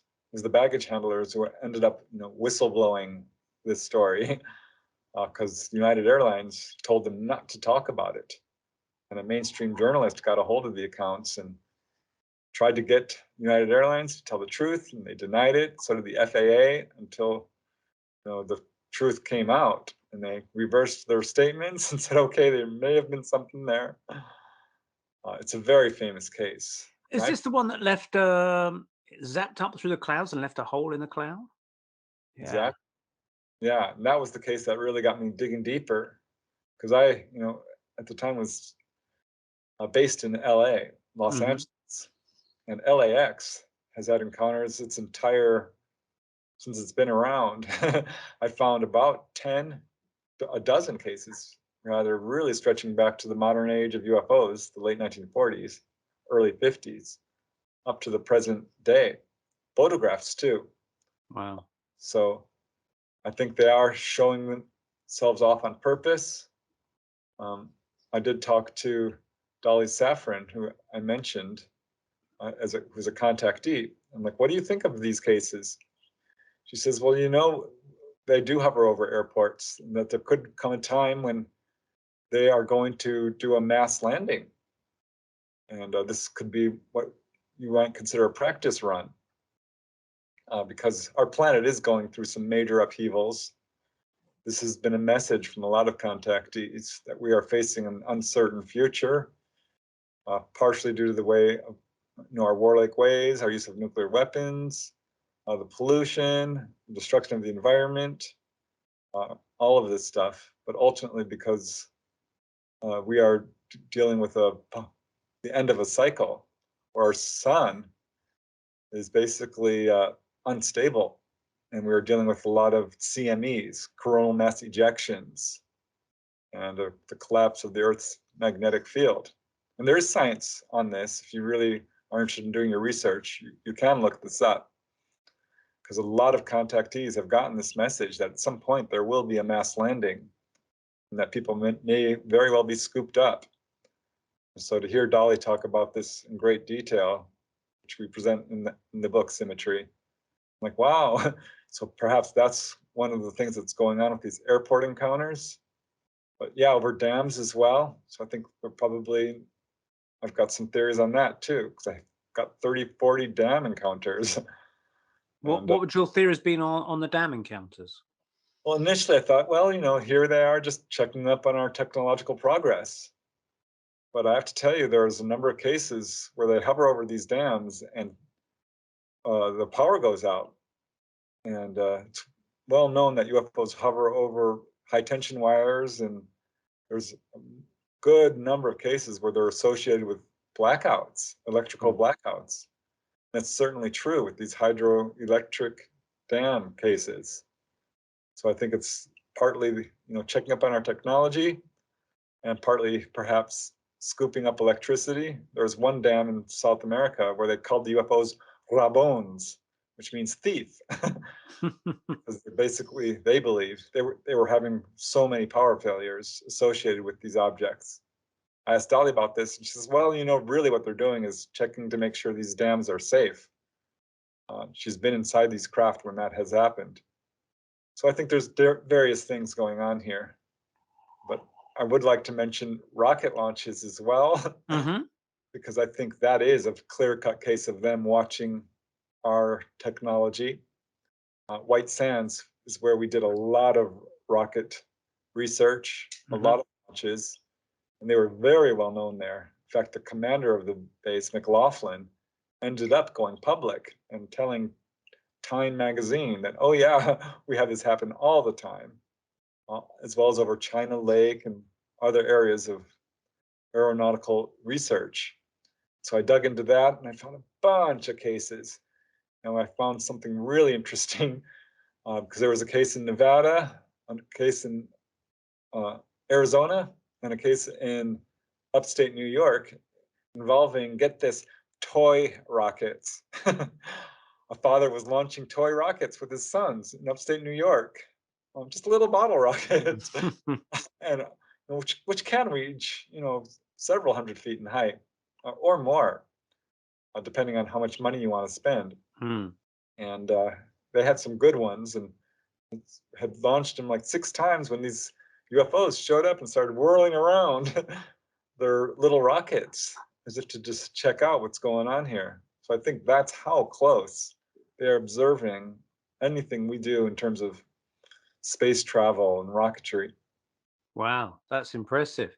Now you mentioned USOs there, underwater submerged objects. There have been quite a few accounts. I mean, the one that I know of, well known, was I think it was a 1967 Shag Harbor incident where this UFO was trailed to go up the, was it Nova Scotia or something like that? Yeah, In that's right. yeah, yeah. You've obviously got more cases that you know about. I mean, like you mentioned the one with the UFO surfacing near the submarine. Do you think there's like undersea bases and things like that? Yeah, I mean, I cannot prove it, but I think I've built a pretty compelling argument to say that there certainly is a presence in our oceans of UFOs or USOs. Not only our oceans, but our reservoirs, our lakes, our rivers. Being based in Southern California for so many years, I really started to collect a lot of accounts right off the coast of Southern California. And all the other researchers in the area, and I can name them: Barbara Lamb, Robert Stanley, Bill Hamilton, Yvonne Smith, Ann Druffel. She's been around forever. She recently passed, but she noted very early on that this was a hotspot, that we should set up cameras and that something is going on in the Santa Catalina San Pedro channel. And I certainly agree, because I started getting a lot of cases of USOs from the very beginning. Objects floating on the water, objects coming into the water, coming out, sometimes both. And I eventually, wrote about this in one of my books, UFOs over California. I devoted a chapter to it, which caught the attention of the History Channel. It actually got me on TV for deep sea UFOs, which was rated so highly. It was their best rated show, actually. Beat out Ice Road Truckers. It's really proud of that. But they called me back, and it snowballed. And I ended up really digging in, diving deep, if you will, and uncovering about 150 cases in this one area of the Santa Catalina Channel, which is quite deep in places. I mean, it's averaging about 2,000 to 3,000 feet, but about a mile deep in some places. There's a very deep trench. And I've talked to, some very credible witnesses. And one guy was a submarine navigator who had an encounter. And I've interviewed some Navy officers and people who, are trained witnesses. And after cataloging all these cases, I'm like, wow, they sure are focusing right here in this one area. It's disproportionately heavy duty activity going all the way to the 1920s. It couldn't possibly be military because it's far too numerous. Goes way back, way before we had, technology of this kind, certainly publicly. But some of these cases involve not just 5 or 10 objects, which is quite unusual anyway, but 10 or 20 even, or 40 or 50. And I have a few outliers involving over 100 objects coming out of water. Wow. Three cases of that. And I'm like, if there's not a base down there, I think there's a parking lot of these things. And I think, there are a few cases from contactees who were, taken aboard a UFO, and when they did not find themselves in a little rounded room. They described vast chambers, or one guy said there were rock walls. He was taken from Catalina Island. Wow. So there's some indication that there may in fact be a base down there, and there is some unusual geographic anomalies down there that I'm not so sure they're the base necessarily, because UFOs don't really, they can just go underground quite easy. They have that ability. But there's something going on there. I think there probably are bases around our planet, definitely one in that area, if there is. I think there's some good evidence pointing towards that for sure. Because I do a talk called Aliens on the Moon, where I've just looked at the evidence of potential bases on the moon, ranging from people's high-powered telescopes looking at odd shapes on the moon. There's the Sergeant Carl Wolf statement from the Washington Press Club under the Stephen Greer Disclosure Project, who talked about being disclosed some sensitive information about we found a base on the backside of a moon by a fellow employee of the NSA or something like that back in 1968 or whenever it was, when he was called in to repair some photographic equipment connected to the lunar reconnaissance kind of orbiter type of technology they were developing at the time. So what do you think about the idea of bases on the moon? I never really thought about it until I interviewed a gentleman who told me that he was a petty photographer in the Navy in the late 1960s, early 70s. And to his surprise, found himself on the boat that was picking up the astronauts. Mm-hmm. And he had his security clearance bumped up to top secret. And he says he was actually got to meet some of the astronauts, talk to them face to face. And they told him firsthand that they saw stuff up there that was not ours, that looked like alien bases to them, not up, well, still start partly functional, but apparently not occupied. And he, being a photographer, was given a lot of their film, which was, millions of films and photographs, far more than he could develop. But he developed, 0.01% of them, and said that yes, there were structures up there which looked very much like the moon's surface, but they were domes that were clearly artificial and artificial constructions of many kinds. And he was very much convinced. And so when he told me that, I was quite skeptical. I had my father's friend who was very much into the moon landings and wrote about it. And the moon landings did take place. But I started looking into this and I was shocked to find out that there are books about this. Maurice Chatelain was one of the people who worked in the Apollo Gemini project.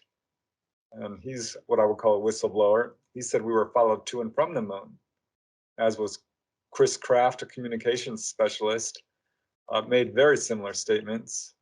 Of course, Fred Steckling wrote a book called We Found Alien Bases on the Moon. So I ended up buying that book and was like, wow, here's some photographs from NASA, which are very provocative. There's another book by George Leonard. And I really dug deep after hearing this gentleman's testimony. Found out that there's a phenomenon called TLP, transient lunar phenomena. In fact, the Royal Astronomical Society in England started asking people to give reports of anything that they saw in terms of lights or structures or geological changes on the moon. And they got so many reports, they're like, stop, don't need any more. But so there was an enormous body of evidence of lights going all the way back to when we invented telescopes. Herschel, the famous astronomer, recorded these events. And some of these look random, some are clearly not. Lights in a line or crosses and geological changes on the moon that should not be happening. I'm 100% convinced. And I started looking to the contactee accounts. The whistleblowers, Larry Warren, guy involved in the Rendlesham incident, talked about seeing a film of alien bases. And there's several others like Carl Wolf. But I started going through the contactee accounts because a number of them said, oh, yes, they took me up there and I saw stuff. And I was so excited when I got to talk to Dolly Safran about her case because, a number of contactees do report being taken to the moon. And she did report that as well. I had a Navy officer, a medic, he reported they took him to the moon. This is not as unusual as you might think. But that happened to Dolly Safran, and sure enough, they showed her structures that were there. 100% believe there's something going on with that. Why would they be keen to take them to the moon, do you think, in the sense of using a lot of energy to get there? What would there be an ultimate purpose in just saying, look, we've got this is an education program, we're going to tell you about what we do, why we're here, what we've got here? Would it be something like that, or is it literally just saying, okay, we'll take you for a ride, where do you want to go? Both. I would say, there's an educational purpose behind it, and also very much like free will. Where would you like to go there? It happens enough that's why I say that. It's no big deal for them. These are beings, it's not going to take any energy or really time. They can do it fairly within, minutes. It doesn't take 3 days like it took us. It took them minutes to do this. I mean, I talk to people who are taken not only to the moon, but other planets in our solar system or beyond.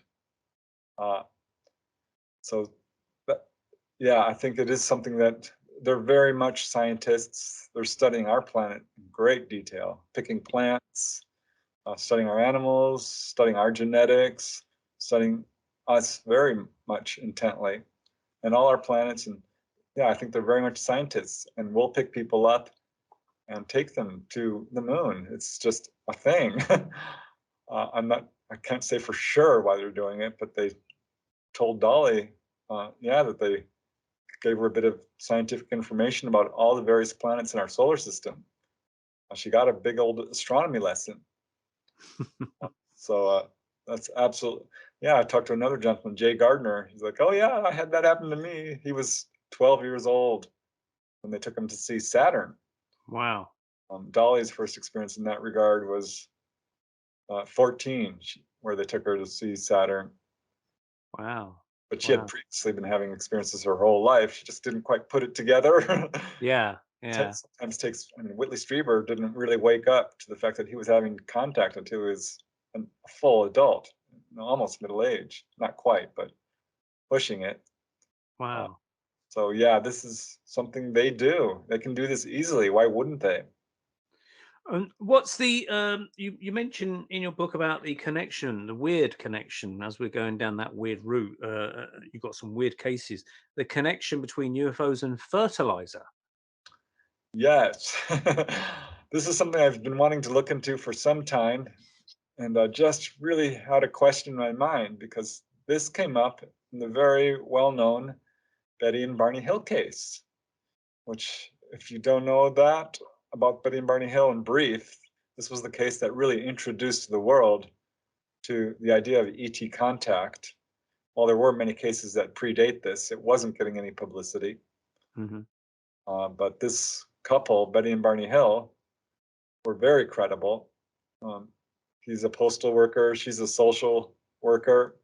They're an interracial couple, and received a lot of press attention when they had this very close-up sighting in the White Mountains of New Hampshire in 1961 that involved missing time. And under hypnotic regression, they recalled being taken on board. This was not immediately apparent to them. They did realize that there was some time discrepancies. They got home far too late. I thought, gosh, did something happen here? Because she's having dreams. She was taken on board. He's having flashbacks, a lot of anxiety. I couldn't understand how Betty's dress had gotten ripped, or how Barney's shoes were all scuffed on the top, or why there were these shiny spots where the paint had been rubbed off the hood of their car that were magnetic. The compass would spin wildly.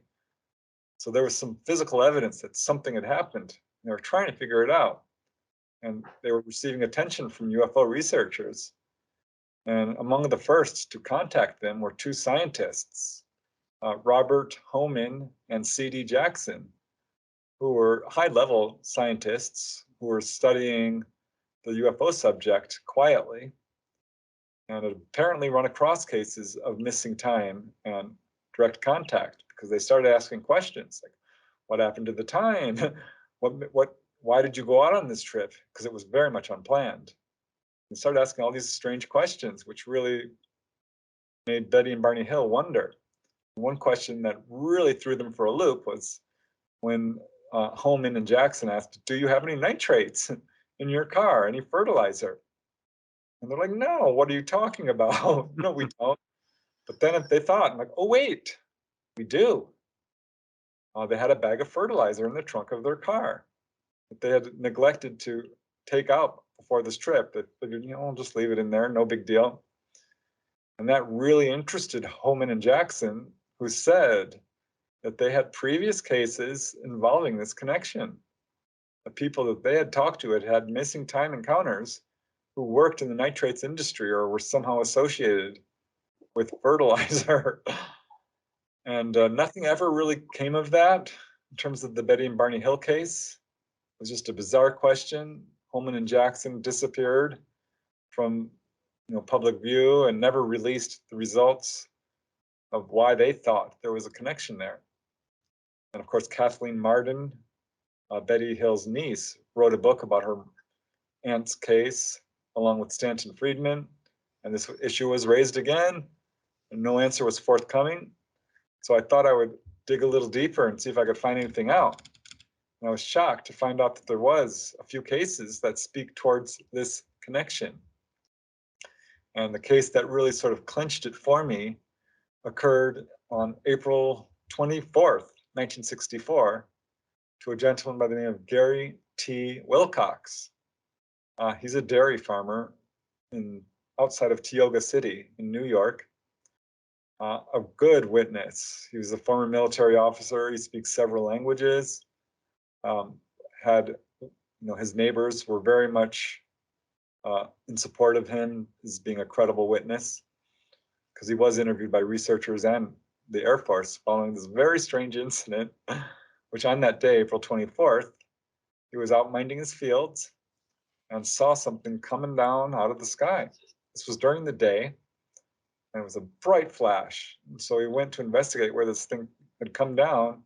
And as he's approaching it, he's like, "What is that?" It was a large object, and his first thought was, "Is this an airplane engine that has fallen from a plane?" Even though it clearly wasn't. It's like, "Is that a refrigerator that someone dumped on my land? How would they get it there?" And he walked up to this thing, and it was hovering 4 feet over the ground. It was saucer shaped. It was quiet. And he's like walking around this thing, it's just a military, test craft. This is what he was thinking, until two figures exited, and they were fully jumpsuited, with like divers suits from head to toe. Could not see their faces at all. And they proceeded to hold a conversation with him, which was in flawless English, he said, no accent whatsoever. He talked to them for about an hour and a half. Wow. Yeah, a long time. He felt no fear. He started to realize as the conversation went on that these guys were not from here, because they were asking some pretty peculiar questions. He said they told him a lot of stuff he refused to disclose to researchers. He says, "It's personal, I'm not telling you." But later, some of it was revealed. Apparently, they did tell him that there is going to be an astronaut who suffers a fatal accident, which turned out to be true, and other stuff, which he never really talked about. But he did say they were very much interested in why he was putting fertilizer in his fields. They told him that we receive nourishment from the atmosphere. And he explained, well, we grow crops. And that's what fertilizer is. It helps our crops to grow. They need nourishment. They seemed very much interested in that, and actually asked him for a bag of fertilizer. It's so odd. But he obliged. He went back to his barn, got an 80-pound bag of fertilizer, and heaved it over there. By that time, the craft was gone. He plopped it down and left the scene, went to report this to the military, who was very interested and did send Air Force officers over, who took his case very seriously, and it was leaked out to UFO researchers. He went back the next day. There was no ground traces or anything, but the bag of fertilizer was gone. And his case is absolutely genuine as far as researchers are concerned, and apparently the Air Force as well, because they did take great interest in it. So yeah, I started to find more cases. I mean, there was a case where a UFO hovered over a fertilizer plant in Borger, Texas, the Agrium fertilizer plant. Another case in Winstead, Connecticut, where a little girl saw a craft land. Beings came out, and they weren't interested in her. They were interested in the building across the street, an abandoned railroad station, which was being used to house, you may guess, fertilizer. They were very much examining that. So yeah, I found other cases that speak towards this connection. Not a whole lot, I should say. I mean, it's, I would call it almost tenuous at best, but it's clear that there is some connection in a few of these cases. Mm. So that is very peculiar because I mean it'd be the last thing that you'd think that they would be interested in. You'd understand that they might have an interest in the military or our genetic DNA or something like that. But bag of cheap fertilizer, No, I think maybe.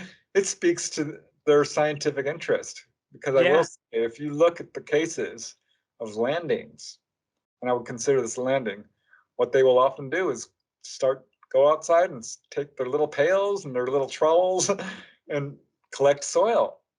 yeah. Uh, and there's a case in France, the Valensole case with Maurice Mass. He's like, "Who is stealing my lavender flowers? It keeps happening." It was ETs. He came upon a landed craft one morning, and they were sure enough stealing his lavender flowers. Um, Wow. botanists, they're geologists. They are agricultural specialists. They're studying every aspect, uh, like we do. It's a way to gain knowledge. Science. Well, I guess if you go to Mars, you scoop up Martian soil and shake it and look at it, don't you? That kind of stuff. Yeah. One thing that's always been a bit of a bone of contention for UFO research is this bizarre, and I think John Keel has mentioned it, is bizarre connection between um, Sasquatch connections, sightings around UFO cases.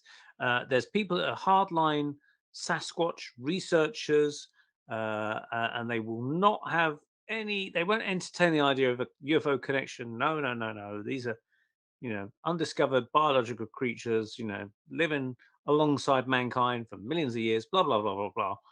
But then there was a case that took place in the north of England, and it was called the Gateshead Grey. I don't know if you've ever heard of that case, but investigated by a researcher here called Richard D. Hall. And it was this very old guy. I don't know if he's passed over now. He was quite old when Richard D. Hall interviewed him a few years ago, but you can find it on YouTube, where he, as a child, remembered being taken aboard a craft literally in the streets of Gateshead, a busy kind of town in the northeast of Britain. This would have been during the Second World War because he remembered soldiers marching up and down the streets at the time. He would have been about 5 or 6 at the time. I think his name was Robert, and he said they appeared to be people on board the craft that had very long hair, which sounded like the typical kind of Nordics. But he said there's also grey beings as well. But he said, "You're not going to believe this, Richard." He said there was a great big, I don't know if he called it a Sasquatch or a Bigfoot or something like that, but he described something like a Sasquatch that was Yeah. standing there with them. And for an old guy, you can imagine some young guy sort of saying it to be hip and cool, but this was a really old guy, a guy you wouldn't glance twice at down the street. And it's an old guy making this claim. And he said he remembered it when he was 5 or 6 years old. And these things were there standing outside this ship along with these other beings. So what's your take on the Sasquatch connection? Yeah, I saw that interview, by the way. Yeah, it's interesting, isn't it? Yeah, Interesting. I found Yeah. it quite compelling. I Mm. felt he was very much sincere. And I, as a researcher, and I believe we mentioned this earlier, do feel that there are paranormal connections going on here. Mm. Very early on, I noticed contactees had a wide variety of paranormal events. They're often, as a rule, very psychic. So I started researching ghostly phenomena pretty much at the same time. OBEs, levitation, healing. I kind of stayed away from Bigfoot because I was afraid it might be real. Mhm. I was afraid this was going to open up a can of worms and send me on a tangent I really wasn't prepared to go along. But you're not a good researcher if you ignore evidence, uh, in my opinion. And I ran across a case involving a radiologist who had a UFO land in his backyard in Canyon Country in Southern California. This is a fairly remote area outside of LA, well outside, and bordering the LA National Forest, which is vast. It reaches all the way to the deserts and the high deserts, uh, and quite remote in areas. And he described how he had this UFO land in his backyard, nothing's out there. And the next day, very next night, he had a Bigfoot encounter, and it was right in that exact area. and his dogs were going crazy. He felt like he was in telepathic contact with it. I'd never heard such a thing until I started researching Bigfoot cases and realized that does come up. He says, weirdest thing, Preston, because I thought, that was it. That was weird enough. But he had a poltergeist outbreak following all of this, which may or may not be related in some way. But at any rate, there was definitely a Bigfoot connection in that case. And that was my first. It certainly would not be my last. And I did, to some extent, become a Bigfoot researcher. Again, like the UFOs, I was kind of dragged kicking and screaming into it because I was afraid it might be real. And of course, sure enough, it was. I think if you examine the evidence for Bigfoot, it's absolutely conclusive. I mean, you would be a fool to say that there's nothing to it. There's far too many witnesses, a lot of footprint evidence, hairs, fecal samples. I mean, it just goes on. So there's absolutely something to the Bigfoot phenomena as the UFO phenomena. But these two phenomena are, I believe, separate and distinct. The vast majority of people who see Bigfoot, and there are thousands upon, probably 100,000 reports, easy, stretching back hundreds of years, going all the way to, accounts that are in the oral traditions of indigenous peoples. I mean, this is a phenomenon that is age old, like UFOs. But most people who see Bigfoot aren't going to see a UFO. And most people who see a UFO are not going to see a Bigfoot along with it. But there's a residue of cases where these two phenomena intersect perfectly.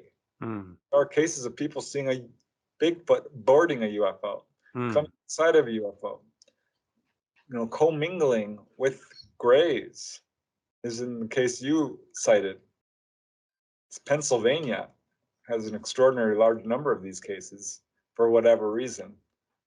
And yeah, having run across a couple myself, I did end up writing a chapter about this in a previous volume of Not From Here. I think there is a connection.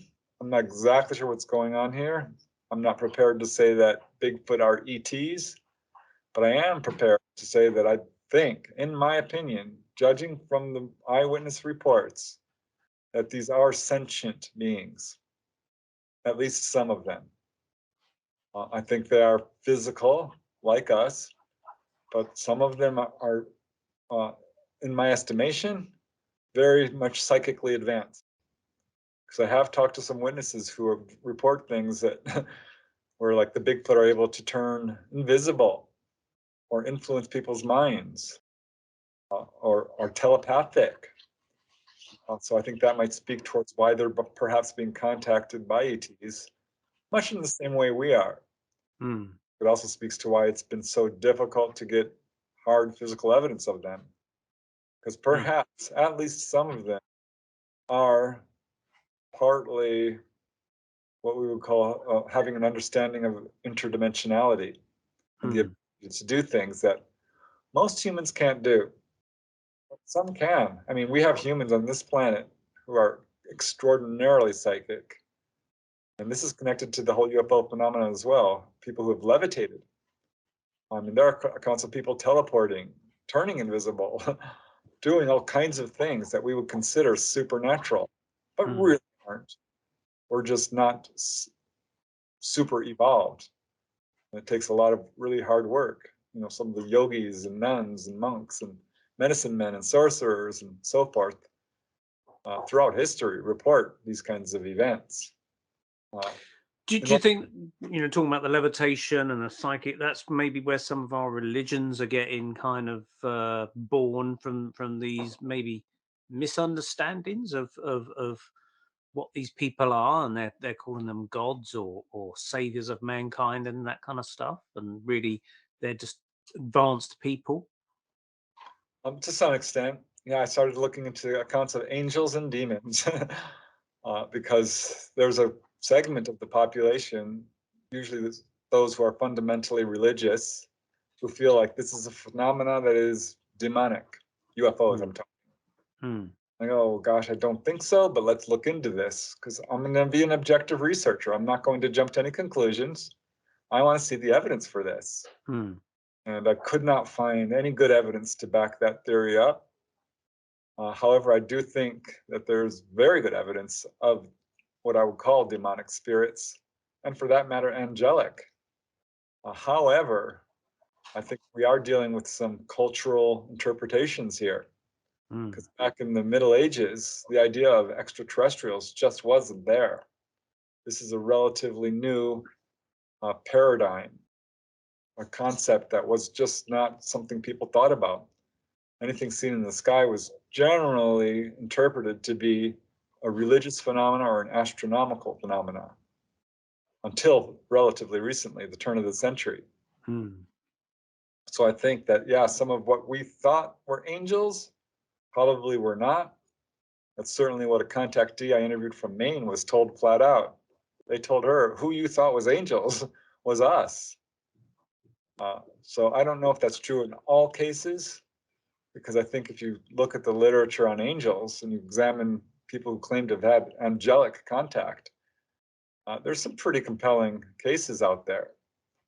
But I do think that, yeah, depending on the culture you live in our understanding of science and the world, there's a tendency for people to interpret things according to their belief system. And I've talked to a number of people who were very religious and were sure that this was a demon. Like, just tell me what you saw. And they will describe a gray Yeah. or, a glowing figure, and they think it's an angel. I'm like, well, what exactly did you see? And one lady was sure this was demonic until the UFO landed outside of her condo in the alleyway. And I was like, oh, okay, this was an ET. So I think, yeah, we have to be very careful, very objective, not jump to conclusions. It's clear that there's a bleed through in some of these cases. These two concepts or various concepts are being conflated. A lot of stuff is getting put under the UFO umbrella. It's a mistake to label this all as one phenomena, because this is what some researchers are doing. Like, this isn't ETs. Look, it sometimes appears as angels. It's fairies. It's, ETs. It's Bigfoot. It's all one thing. I'm like, what? Where did you get that idea? No. It's not one thing. I don't see that at all. I think that's a dangerous way of thinking. Because there are researchers who say this. Like, what are you talking about? What is that? Oh, it's an intelligence that wears different masks. Controls our belief system. I'm like, first of all, describe the mechanism behind that. This is a very anthropocentric theory. It's like saying, UFOs are here for us and are about us and are created by us. I don't think there's good evidence to support that at all. I get passionate when people put forth this theory because it's somewhat popular. I'd say it's the second most popular. People talk about ETs by far. I think most people believe that. I think, like I mentioned earlier, the evidence speaks to that very well. But this other theory, an interdimensional intelligence, is definitely raised at times, or time travelers from the future. I'm like, no, that's not it either. Not that these ETs, don't have some abilities in that regard. But I think we're dealing with separate phenomena, and it's a mistake to lump them all together and try to explain them as one thing. Where people have had encounters with ETs, and they've also had like poltergeist kind of activity, would that be caused by the ETs or the UFO in some way? Or do you think the person is very psychic and somehow they're attracting all these things at once? Yeah, the latter. I think that's exactly what's going on when there's some of these paranormal fallout. I think there's different explanations for it, because people can have ETs walking through their house and moving stuff around, and they're thinking this is a ghost. I'm like, no. But when someone has contact, it can absolutely transform them spiritually, psychically. It can cause a huge burst of psychic ability. Contactees, as a general rule, are psychic and often will come away from contact with incredible abilities of healing. This is not at all unusual. I hear it all the time. Or mediumship, or suddenly we'll start having astral travel. That happened to me, actually. I started having really major out-of-body experiences right when I started researching this stuff. and seeing UFOs up close. I mean, I did have a missing time incident myself. So I think what's going on here, let me just speak one case of a lady in Washington State who had an encounter and that morning went to work and blew out her computer. She called the IT guy. She says, my computer went offline. Can you fix it? He sits down at her desk and starts working on her computer and goes to the copier and blows that out. She's like, oh, sorry, can you fix my copier? He's looking at her and she goes to the fax machine and touches it and it goes right out. So this is something we hear from contactees who say, I can't wear watches. You should see my light bulb budget. I have to spend $50 on light bulbs every month. I cannot keep them in the house. TVs static up when I walk by them. I had a guy who was a welder. His superiors called him into the doctors because he kept blowing out the welding machine. Anytime he could get near it, they had to take him off of it. So this is speaking to their bioelectric field, and they're coming back with abilities of mediumship, and I think their auras. I'm kind of grasping here to get a real mechanistic explanation, scientific. This is exactly what's going on. That they have these abilities which are attracting ghosts. Mediums will talk about this. As they're little children, ghosts are drawn towards their light, know that they can communicate. So people who are having contact come back from their experiences and they're dealing with all this haunting activity and shadow people and precognition and just a wide variety of paranormal stuff going on. Do the aliens or ETs have anything to say about life after death? Yes, they do.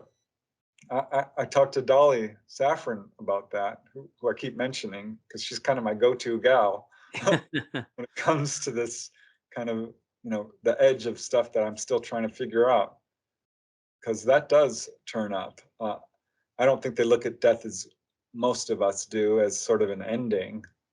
I'm not going to even say most of us. I think most people believe there is life after death. Certainly, that's what polls have shown. That most people believe there is an afterlife.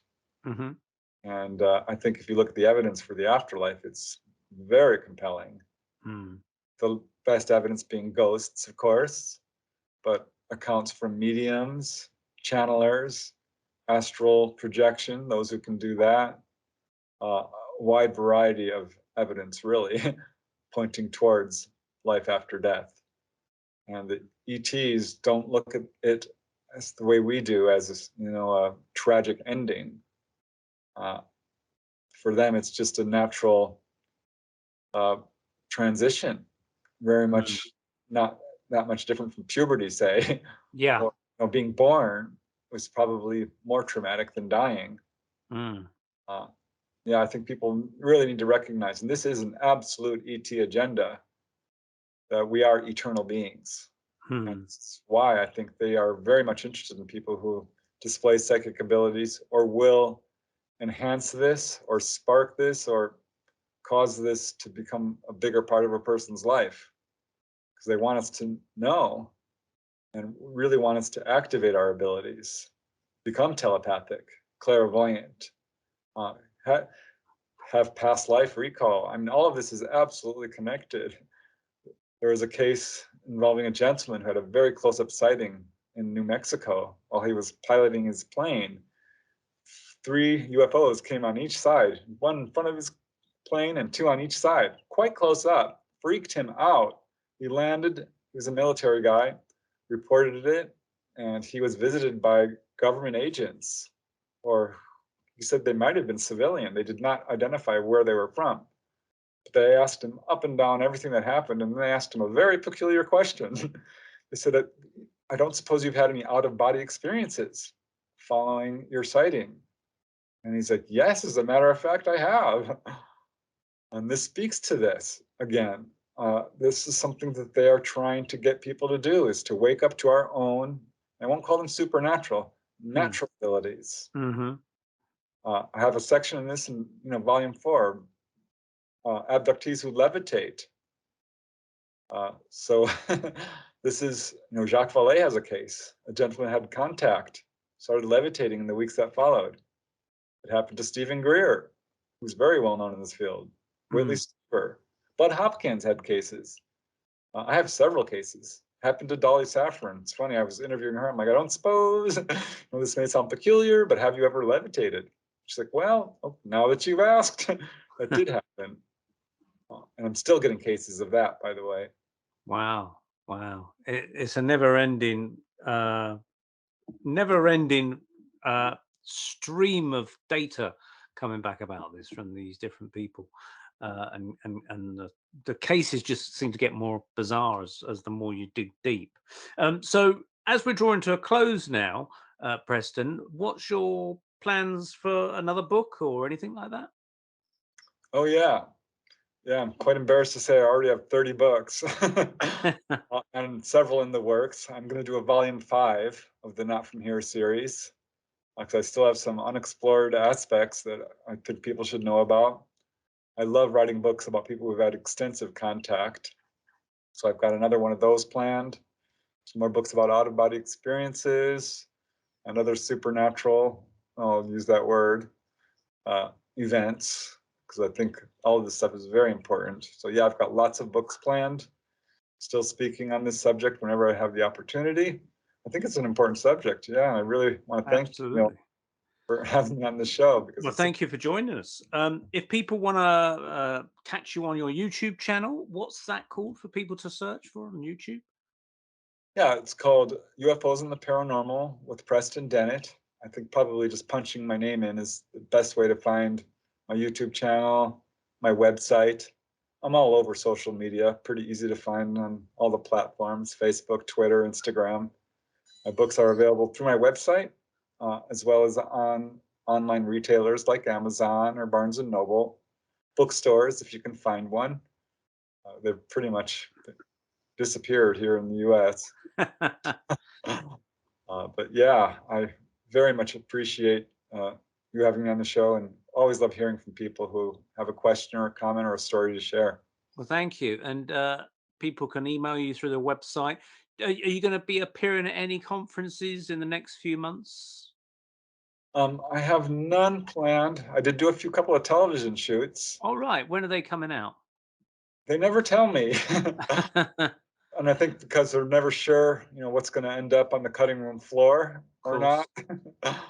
So, and I hesitate to say anything because of that. And I'm not really supposed to either. I did appear on UFO Witness recently, and I've been on a number of television shows, which are always quite brief in their presentation of the subject. But yeah, I've got a couple coming up of that, and I usually try to do a couple of conferences each year.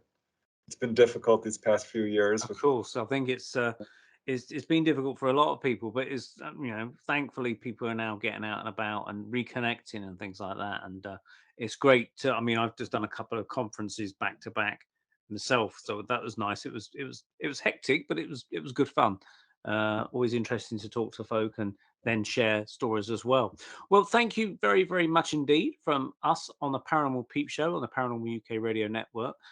We've been speaking to Preston Dennett, and you can find out more about him at his website and also on his YouTube channel. And check out his books. And he's got a 5th volume, hopefully, in the works of Not From Here. Very busy guy. He's already got 30 books under his belt and more to come. So yeah, bring it on, Preston. Carry on the great research. It's been a very fascinating couple of hours chatting to you. Thank you very much for joining us. Hey, truly my pleasure and an honor. Thank you. All right. Thank you very much, everybody. And we'll catch you next month on the Paranormal UK Radio Network. This is Neil signing out on the Paranormal Peep Show. Good night.